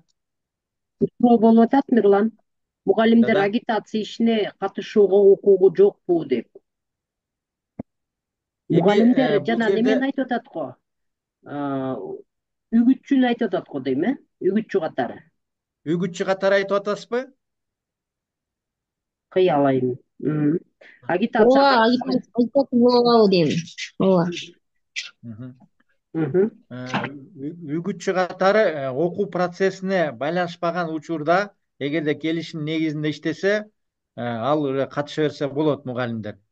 Как ишенимдүү адам катары. Ишенимдүү адам катары. Ал мугалим жумуштан четтетилбейт, ал ишин алып бара берет. Главное, чтоб анын өзүнүн мындай жерлери бар эми баягы эгерде ал доверенный, ишенимдүү адам катары каттоодон өтүп, келишим түзсө, ошондо иш алып барганга укуктуу, жана Жылдыз айым айткандай. Эгерде ал каттоодон өтпөй, келишимдерди түзбөй туруп, ал ишти алып барса, ал мыйзамсыз. Ишенимдүү адамды канчага чейин каттаса болот? Ишенимдүү адамды мына сиздер немеден өткөндө, уже регистрация өткөндөн кийин сиздер барып арызыңарды берип, каттатып койсоңуздар, анан агитация башталгандан баштап, мына агитация силердики уже башталат да, 28-октябрдан баштап агитация башталганда силер уже бул ишти алып бара берсеңер болот. Жок, дедим эме канча адамга чейин дедим. Канча адамга чейин? 2 адамдан ашык эмес да. Ишенимдүү адам. Рахмат.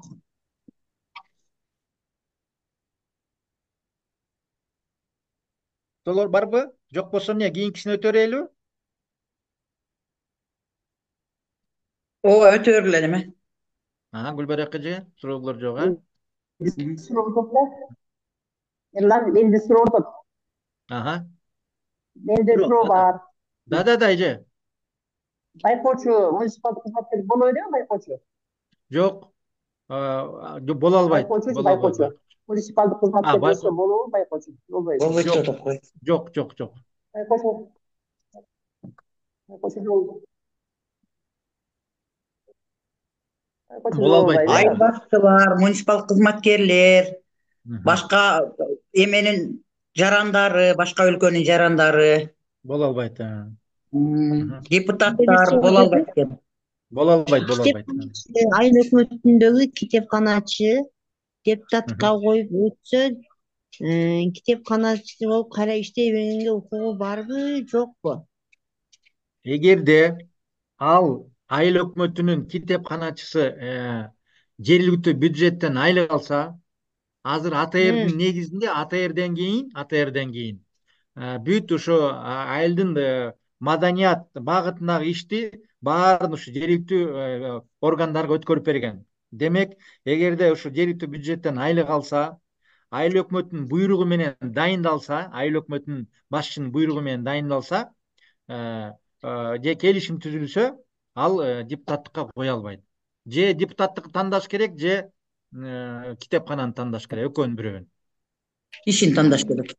Эки бир ишин тандаш керек да.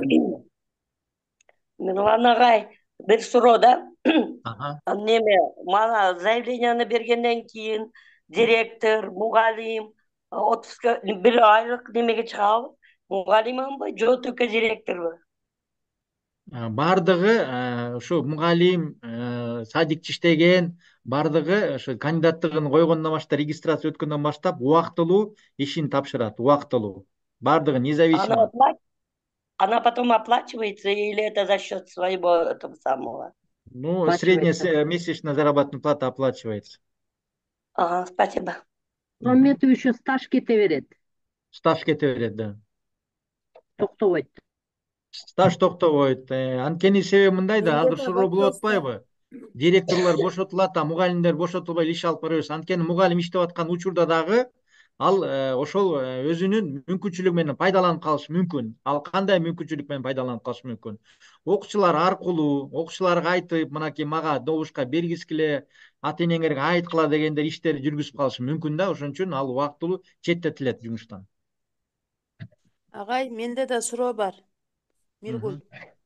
Да, Миргүл. Эми эки өлкөнүн тең жарандыгы бар. Кош жарандуулук деген бар го бизде.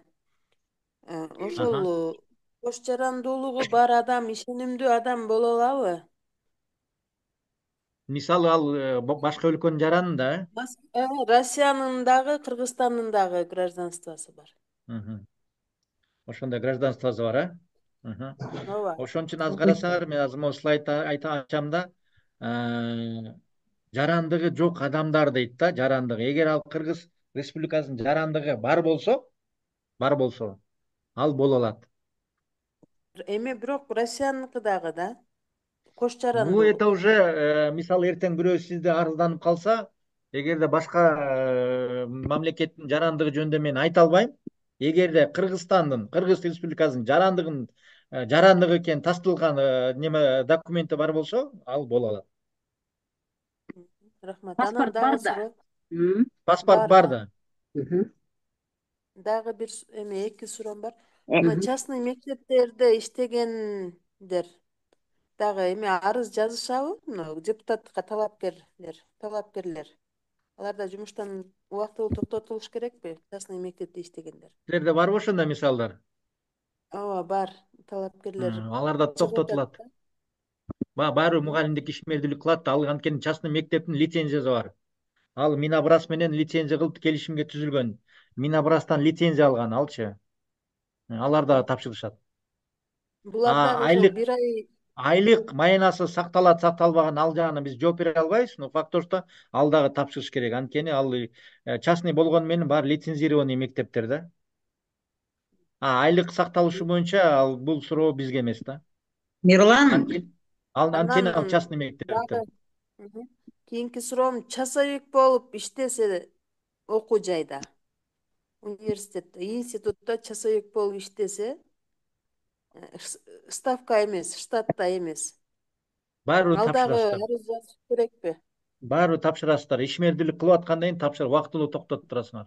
эме Мирлан, эме сурооңор бүттү. Эгерде мен мисалы үчүн азыркы ошо Көкөрөт айыл өкмөтү боюнча 6-округтан коюп атсам, мен башка Көкөрөт айыл өкмөтүнүн башка жеринде бары иштеп аткан болсом, ишти тапшырбай койсом боло берет экен да анда. Сен ал жерден голос ала албайсың да. Эми мындай да, ал жерде мыйзамда антип жазылган эмес да. Анан бул мыйзамды жазып чыгарып коюп атышат. Анан айлык сакталганын билбейм деп атпайсыңбы? Жок, мен айтайын дегеним частный мектеп жөнүндө айтып атам, эже. Жеке. Биз мамлекет мектебинде эле иштейбиз да. Айлыгы сактала ошондо? Мамлекеттик мектептерде сакталат. Мен мамлекеттик жөнүндө айтып атам. Макул, анда ошо жакшы. Частныйга биз мындай айта албайбыз да. Неме частный мектеп ар бир мугалим менен келишим түзөт. Келишимде ошондой жактар көрсөтүлүп калса, биз ал келишимдерди биз биринчи юристтер карап чыгат. Бул мамлекеттик мектеп жөнүндө айтып атабыз да. Агай, жанагы неме боюнча кайра кайталап койсоңуз, мен түшүнбөй калдым. Маданият кызматкерлери жана АТРге катышып калгандан кийин жумушунан бошотулат дедиңизби? Ошону кайра кайталап бере аласызбы? Бул мындай да, АТРге чейин маданият кызматкерлер, анын ичинде айылдык китепкана, айылдык клубтун башчылары, жумушчулары республикалык бюджеттен айлык алчу. Муниципалитет болуп калган да. АТРден кийин ошо айылдык клубтун ишмердүүлүгүн, маданият кызматкерлерин, китепканачылардын баарын жергиликтүү бюджет аркылуу айлык акысын төлөө, анан ушу жергиликтүү бюджет айыл өкмөт башчысы дайындап калган ошо кызматкерлердичи. Ошо себептен дайындалгандан кийин жергиликтүү бюджеттен каржыланып калышты. Жергиликтүү бюджеттен каржылангандан кийин демек ал депутатка кое албайт. Анткени себеби ал заинтересованный киши адам катары болуп калат да, мындай жөнөкөй тил менен айтканда. Бюджеттен айлык алып атат, эртең күнү депутат болуп алып, эки ишти бир алып бара албайт деген ол. Анткени себеби ал айыл өкмөтүнүн башчынын буйругу менен дайындалган адам. Жергиликтүү бюджеттен акча каражат алган адам. Ал демек мындай бир заинтересованный адам катары болуп калат. Ошон үчүн алар депутаттыкка кое албайт. Эгерде депутаттыкка койсо, анда ишин өткөрүп бериш керек. Иштебеш керек ошол иш да? Иштебеш керек, ошондой бар.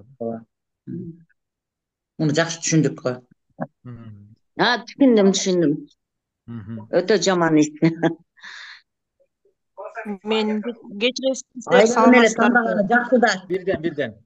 депутаттар жайлы калбаса. Ким айткан ат азыр? Чынара? Калдым да Чынара Чынара Салмасбай жылы кечиктип калдым да. Мен могу жерде азыркы түшүнүгүм боюнча ошондо жетекчиликке карабастан ким катардагы кызматкер болсо дагы ошондо жумушун тапшырып бошойт турбайбы, э? Убактылуу. Мен деген жетекчиликтер гана, директорлор гана деп түшүнгөм да. Жок, бар мугалим баары убактылуу баары неметилет да. Биз ошондо биз өзүбүз билдиришибиз керек да жетекчиликке, мына депутаттыкка коюлду, эми мени жумуштан бошоткула деппи. Убактылуу арыз жазасыңар, убактылуу силерди четтетет, убактылуу. Шайлоо бүткөнчө. Ошондо биздин толук эмгек акыбыз эмес, орточо эмгек акы эле сакталып калат да турабы? Ооба, эң туура. Рахмат. Мугалимден четтетип койдук, анан кийин агитациялогондо кайра мугалимдерге барып айта албайбызбы биз?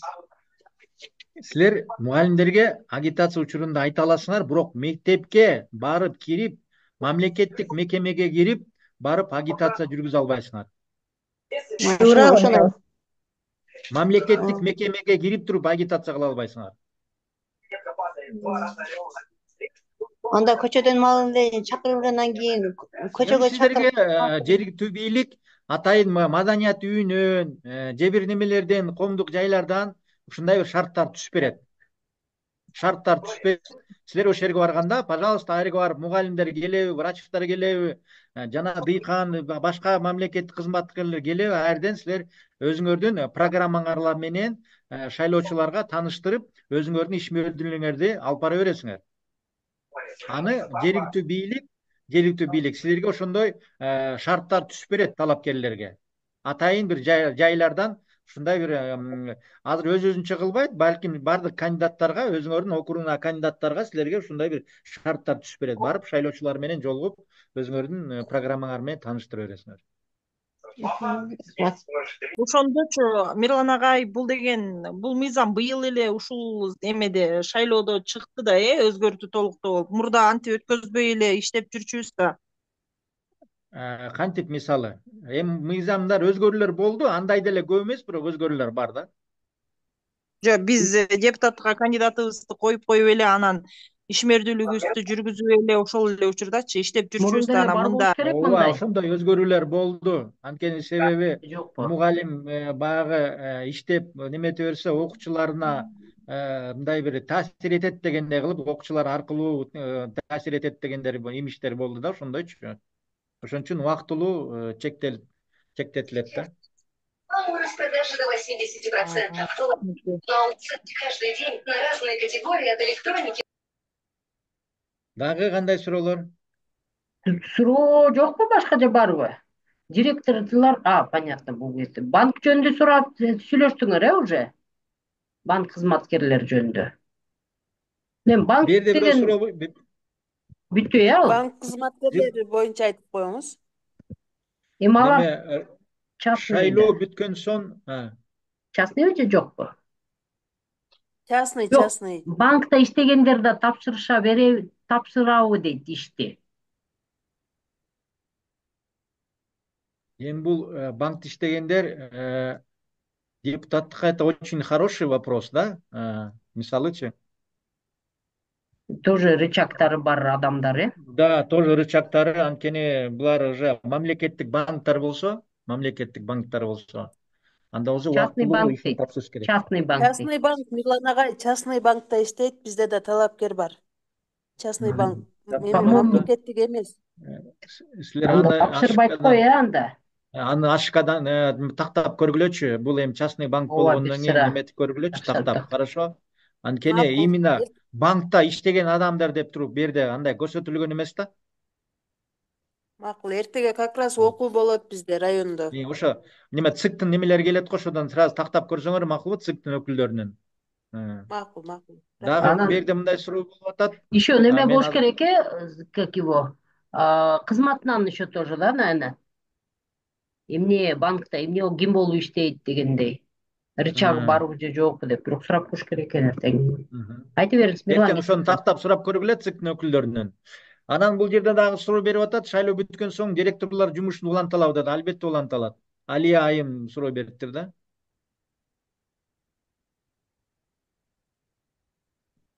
Так, суроо жокпу башка? Ушул эле талаптар эркек талапкерлерге да тийиштүү да туурабы? Конечно. Конечно. Бүт баары эркек талапкерлерге эле тийиштүү. Вот. Азыр мынакей сиздерде эркек талапкерлер дагы азыраак катталып атат. Алар да көбүрөөк катталса жакшы болот эле.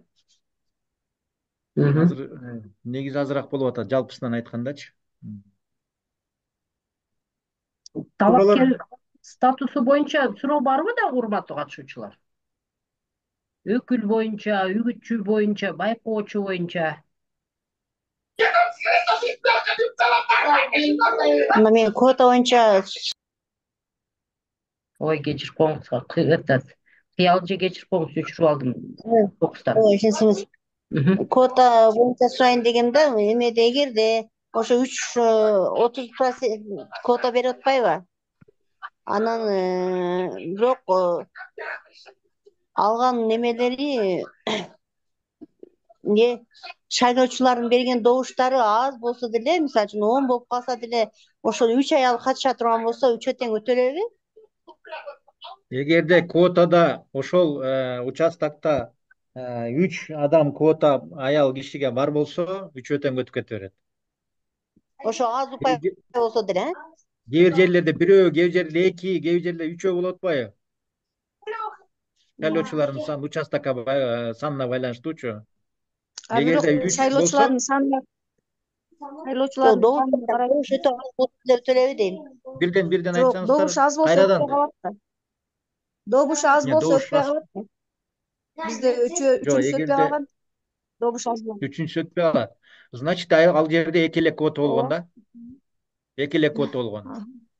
Үчүнчүсү уже неме менен өтпөй калат да. Добуш аз болгондо өтпөй калат, 3 болсо деле, 30% болгондо деле. Өтпөй калат, туура айтасыз, өтпөй калат. Бул жерде мугалимдер шайлоочунун мынча процентин алыш керек да. Ооба, өтпөй калат, 3 болгондо. Добуш аз болгондо өтпөй калат. Бул жерде ошо мугалимдердин зарплатасы кыскартып койгон жери бизге минус болуп атат да азыр. Дагы кандай суроолор?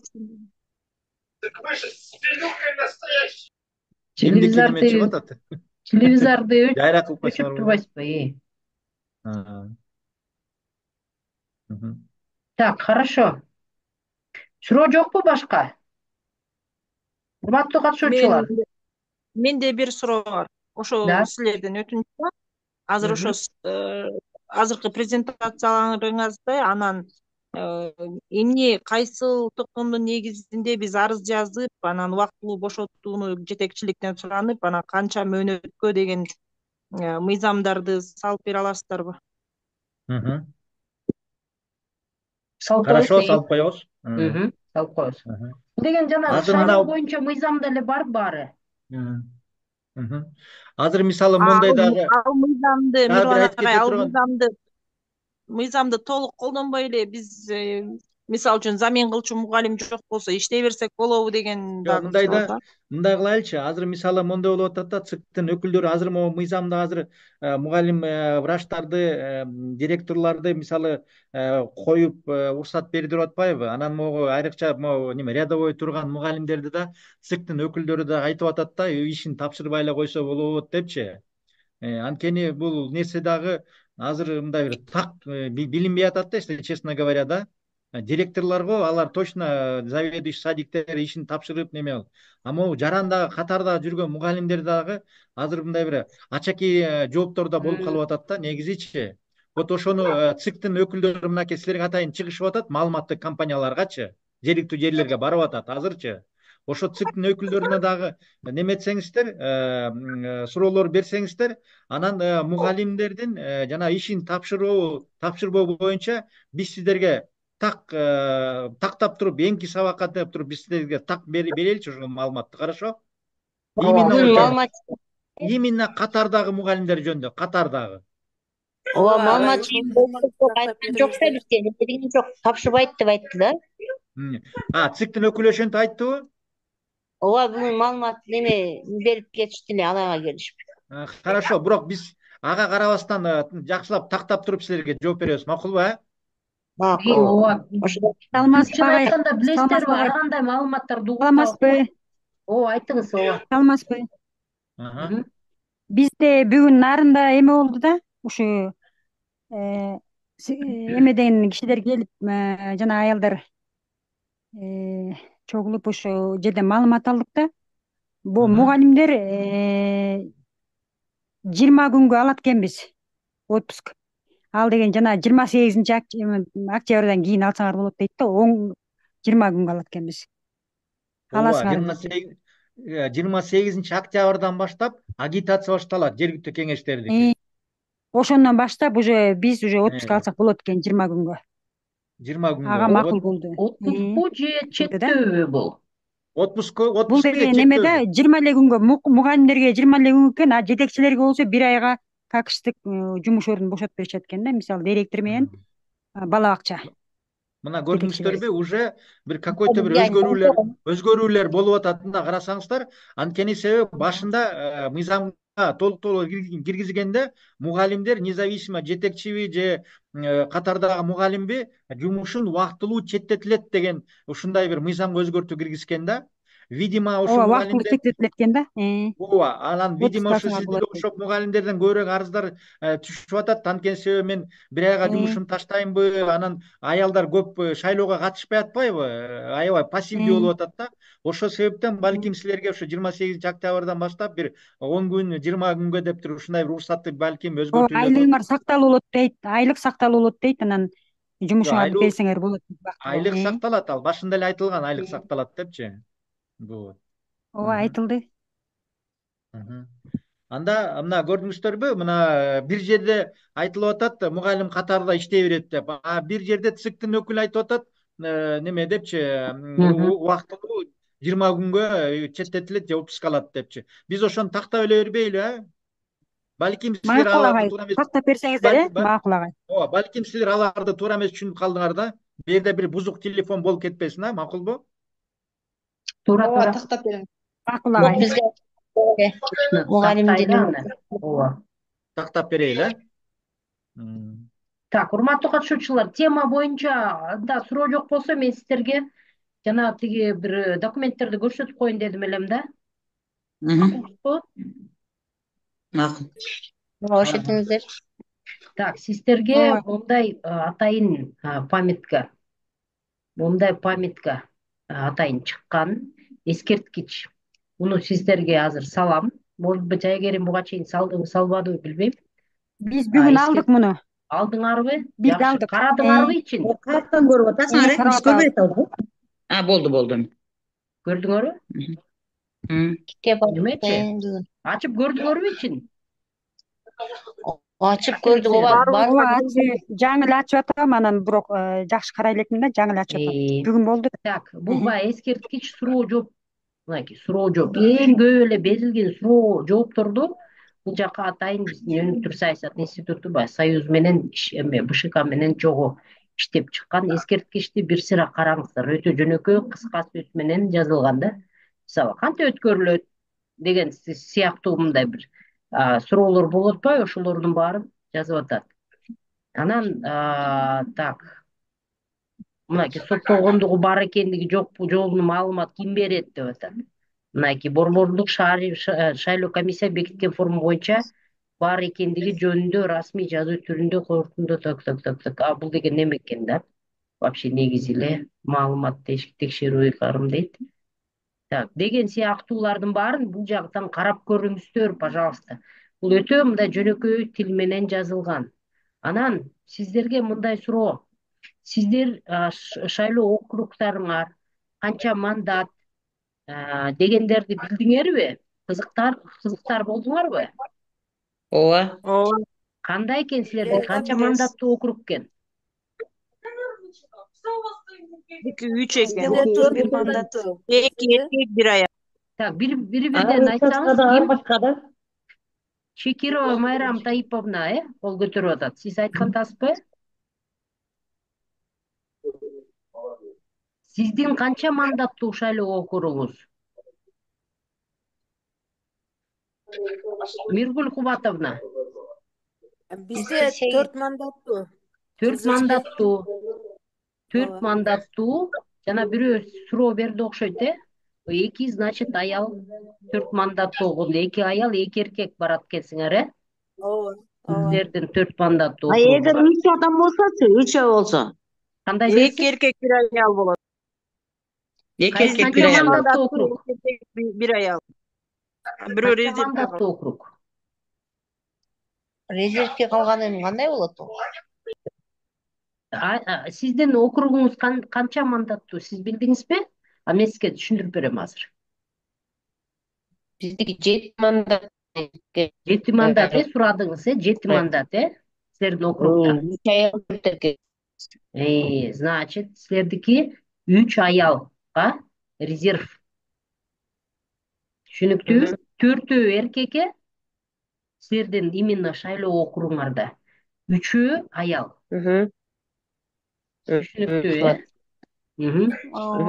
Так, кимде чоңураак округтар барбы? Көбүрөөк. Бизде 31 мандат. Шайлоо округу 1 мандат резерв калтырды. Канча? Бизде 31 мандат.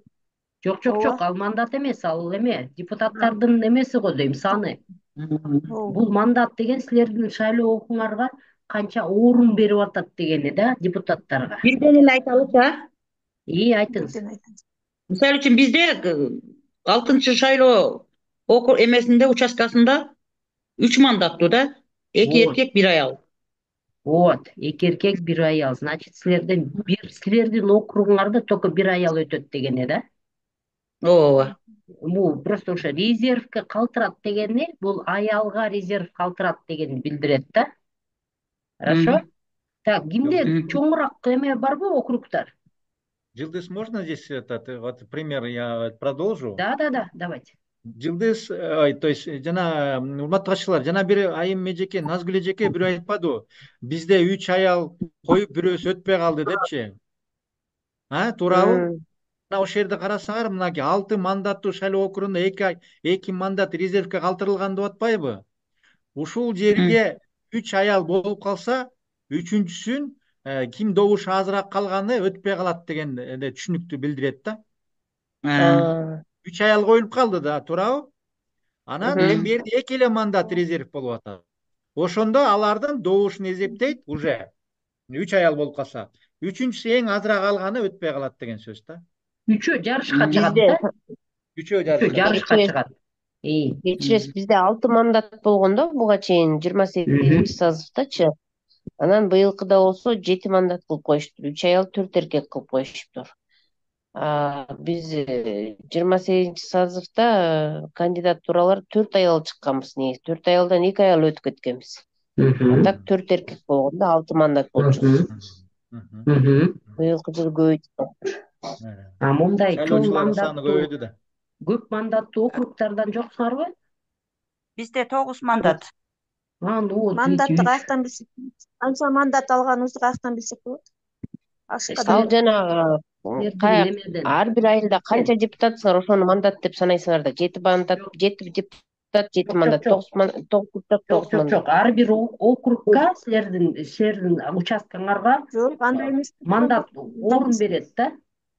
Орун, ал деген силердин 21 депутатыңар кантип тарайт? Биз пока билбейбиз да орунчу. Аны силер өзүңөрдүн тиктен сурагыла. Канча мандаттуу? Эмес, бирөө айтып атпайбы, бизде 9 мандаттуу деп. Ал мурдакы болгон, мурдакы да 9 мандаттуу болушу мүмкүн. Азыр атыер болуп калды. Азыркы жаңы округуңарды билишиңиз керек да. Эмес атпайбы, кыскарып атпайбы ушундай да. Азыр кыскартып атпайбы? Кандай дедиңиз? Азыр жаңы коллексиялар. Бири-бирден сүйлөгөнгө жакшы угулбай атат. Мандаттар. Улуктарды кыздар, айымдар. Бирден айтпачы, бирден. Мурун деген бирден. Бизде 6 мандаттуу болчу. 5 эркек 1 аял шайланчу. Азыр бизге деген 3 мандат берилген. 2 эркек 1 аял шайланат. Так, 2 эркек 3 мандаттуу экен анда окуруңар, Моорик экен, Биздики мандат 9 окуруңар болсо 1 аял эле кетет да, ошондочу силердин округтан. Жылдыз эже, бул жерде мен ооба. түшүндүрүп коеюнчу. Силерде ошондо адамдын саны канча, шайлоочунун саны канча болот? Мисалы бизде шайлоочунун саны 22 миң. И Силерде канча депутат болот деп атасыңарбы? 22 миң. Айыл өкмөт боюнча болуш керек. Элдин Айыл санын өкмөтү боюнча айтсаңар. Ооба. Айыл өкмөт боюнча болуш керек. айыл өкмөтү боюнча ошону так неметсеңиздер. Айыл өкмөт боюнча мисалы 22 миң адам болсо канча? Айыл өкмөтү боюнча да. 31 депутат. Ооба, 31 депутат. Ошондо мандатыбыз эме? Бул мандат уже силердин ачыккаңар айтып берет, анткени бөлүнөт да. Мынакей мен силерге мисал кылып айтып кетейин. 20 миңден ашык шайлоочу бар жерлерде 31 депутат болот, жалпы айыл аймак боюнча. Азыр ошонун мандатын билбей атпайбызбы? Ашыкадан сурашып. Сиз аны БШКдан тиктен сураңыз. Себеби ошол 31 депутатыңарды силердин чоң аймак боюнча, аймактан дагы чоң болуп атпайбы, округуңар боюнча мынтип бөлүп атат да. Ошондо бир округтан, только бир округтан силер 3 депутат келесиңер да. Туурабы? Мен таң калып атам да, Жылдыз айым. Мынау азыркы сурап аткандарды айтам. Кантип анан кийин эме тапшырып атасыңар дейм да. Мандатыңарды билбей жүрөсүңөр го эмнегиче? Эмне силерге маалымат бериле элек эмнегиче? Ну пока регистрация кыла элек болсо керек, сурай элек да, бара элек пока. Ооба, жаңы келгендер болуп атат да, билбейт да. Сиздер документтерди барып регистрация жаңы келгендерди унутпагылачы, билгендер. Урматтуу айымдар, силерге дагы бир кошумча маалымат айтып кетейин. Жана депутаттардын жалпы айыл аймак боюнча сандары боюнчачы. Эми азыр 6 миңге чейин население деле жок, анткени АТРден кийин айыл өкмөттөр баары эле биригип көбөйүп калбады эле. Но демек баары мыйзамда көрсөтүлгөн. 6 миңге чейин адам болсо, жалпы адам 11 депутат болот. 6 миңден 20 миң жашоочуларга чейин 21 депутат. Анан 20 миң бир кишиден баштап 70 миңге чейин 31 депутат. 31ден, то есть 70 миңден ашыгы 41 депутат болот. Бишкек шаары менен Ош шаарыныкы 51 депутат. Бул маалымат катары айтып коелу силерге. Жылдыз айым бизде деген 9 мандат. 9 мандат. Анан жалпы айыл аймак боюнча 31 депутат болот экен. Биздики азыр өзүбүздүн айыл боюнча 9 мандат. Макул 31 деп атасыңар, бирок силердин округуңарда 9 мандат болгондо ошондо 3 аял өтөт да. 9 мандат. 3 аял өтөт. Хорошо, анан мен сиздерге мындай бир сунуш берип кетет элем. Сиздер үчөөбүз эле өтүп калабыз эмес, баары бир маалымат бере бергиле. Потому что ким билет документтер кандай болуп калат, эмне болуп калат дегендер, аялдар өтсүн. Ошондой максат. Биякта, хорошо? Анан кийин ким билет, эртең нарушение болуп калабы, бирөөнүкү чыгып кетеби дегендей. Ошон үчүн так документтериңерди бир сыйра карагыла, нарушение кылбагыла. Анан эртең үгүт иштери башталат. Мындай жана биз айтып кеткендей, календарь же бир кагаздарды шайлоо фондусуз тарата калбаңыздар. Очень опасно. Эгерде силер мисалы бүгүн эч ким билбей калат деген сыяктуу ой келбесин. Потому что силердин тиякта оппоненттериңер, конкуренттериңер турат. Жашыруун кылам деген күнү дагы бирөө обязательно көрүп калат. Ошон үчүн абайлаңыздар, макулбу? Шайлоо фондусуз эч кандай календарь, эч кандай бирөөгө тамак берүү, же тамак үстүндө мага шайла тиги добуш бергиле деген сыяктуу, тиги кагазыңарды бирөөгө берип коюу мисалы, андан алыс болгула, макулбу? Бул нарушение болуп, просто бул немеден чыгып калат да кишичи. Андай болбосун. Жылдыз айым, можно еще такое дополнение, да? Аха. Урматтуу катчылар, силердин баягы түшүнүк алыш үчүн дагы сиздерге как суроо катарында мына айтып атасыздар, 9 мандаттуу мисалы 9 мандаттуу шайлоо округунан 3 мандат резервге калтырат, демек 3 аялга деп атат да. Ушул жерде 9 мандаттуу шайлоо округунда 6 аял өтүп кетиши мүмкүнбү? Мүмкүн болсо керек. Себеби жогорку неме пайларды голосуна алсак карап, голостун санына карап. Эң туура, эгерде 3 аял уже как резерв менен өтүп атат, анда уже добуштар эсептелет. Эң көбүрөөк добуш алган 3 аял резерв менен кетти, калгандары уже эркектер менен биргелешип добуш эсептелет. Эгерде калган 3 аял же бир 4 аял эркектерден көбүрөөк добуш алса, ошо 9 мандаттуу округтан балким 8 тең аял болуп калышы мүмкүн, же 9 деген аял болуп калышы. Ошондой түшүнүк алгыла да, анткени себеби элдер мындай түшүнүшөт экен, өткөндө суроо берип калышты да, 7 мандаттуу же бир 9 мандаттууда 3 эле аял өтөт экенбиз, 3 резерв бар экен, калгандары эркек болот дегендей түшүнүп алышыптыр да. Как бул минимум дегени сөз да, эң кеминен эле эң аз болгонунан эле дегени да. Эң аз болду деген да. Калгандар эгер айымдар көбүрөөк добуш алса, эркектерден көбүрөөк добуш алса өтүп кетет. Түшүнүктүүбү бул боюнча? Түшүнүктүү эже, өткөндө биздин эми округтан 7 аял өткөнбүз да, 11 эмеден депутаттан 7 аял жолдоштор болуп өткөнбүз, 4 эркек мырзалар болгон. Ошондой болушу да мүмкүн, туура. Ооба. Билесиңер, эң биринчи борки 30% квота менен Саруу айылында, Саруу аймагында болгон, 6 айым өткөн, ошону билесиңерби? Ошол жерде 21 депутат болуш керек, Саруу айылынын аймагында, мурунку Саруу. Анан ошол жерден 6 аял өткөн. Маалыматыңар бар да, уккан болушуңуздар керек. Бул биринчи. Ошондо 3 эмес, 4 эмес, 6 тең өтүп кеткен да. То есть 3 мисалы 21ден, мисал деп коеюн, 3 квота менен, 3 мындай добуш менен өтүп кеткен да. Хорошо? Так, анан жанакы талапкердин статусу боюнча мындай кандай учурда талапкер өзүнүн кызматтык ыйгарым укуктарын аткарууну токтото турат деп жана Мирлан мырза силерге айтып берип атат. Кызматтык ыйгарым укуктарын аткаруу токтотуп турат, эгерде ал мамлекеттик кызмат түрүнө, жарандык аскердик коргоо карабастан мамлекеттик кызматчы болсо, муниципалдык кызматчы болсо, жалпы маалымдоо каражаттарын жалпыга маалымдоо каражаттарынын кызматкери болсо, мамлекеттик же муниципалдык мекемелердин жетекчилери болсо деп. Бирок азыркы күндө жана мугалимдер жөнүндө, анан маданият кызматкерлери жөнүндө пока маселе чечилип атат. Аны биз кошумча Мирлан мырза экөөбүз сиздерге беребиз. Анан борики неме боюнча, памятка боюнча бир сыра караңыз. Жакшы мындай бир атайын сиздерге даярдалган. Эгерде силерге уже группага салса, анда мен азыр эмеге салбай эле коеюн, чатка. Кажети жок да, туурабы? Бизге салган жок, Жылдыз эже. Салган жокпу? Жок, салган жок. Так, анда мындай кылайлы. Мен азыр чатка эле салсам, салынган жок. Кара Суу районунда салынган жок. Азыр мен чатка эле анда тиркеп коеюн. Силер алып аласыңар да, сразу скачать кылып туруп. Хорошо? Макул. Хорошо. Так, суроо барбы дагы? Убактыбызда негизи уже почти аяктап калыптыр. Суроо барбы, жокпу? Урматтуу катышуучулар.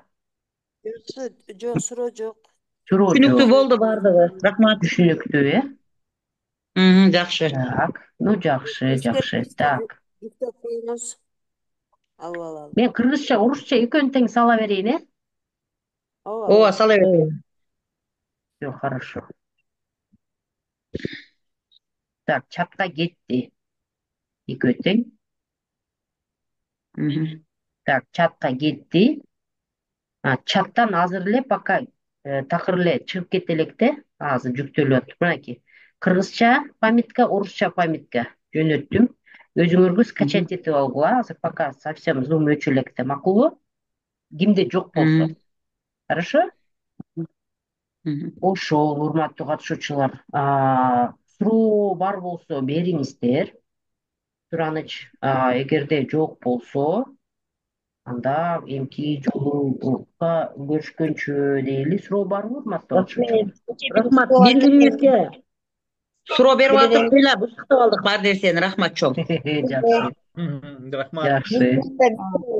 Маалымат Урматтуу айтып урматтуу айымдар, регистрация менен кечикпеңиздер.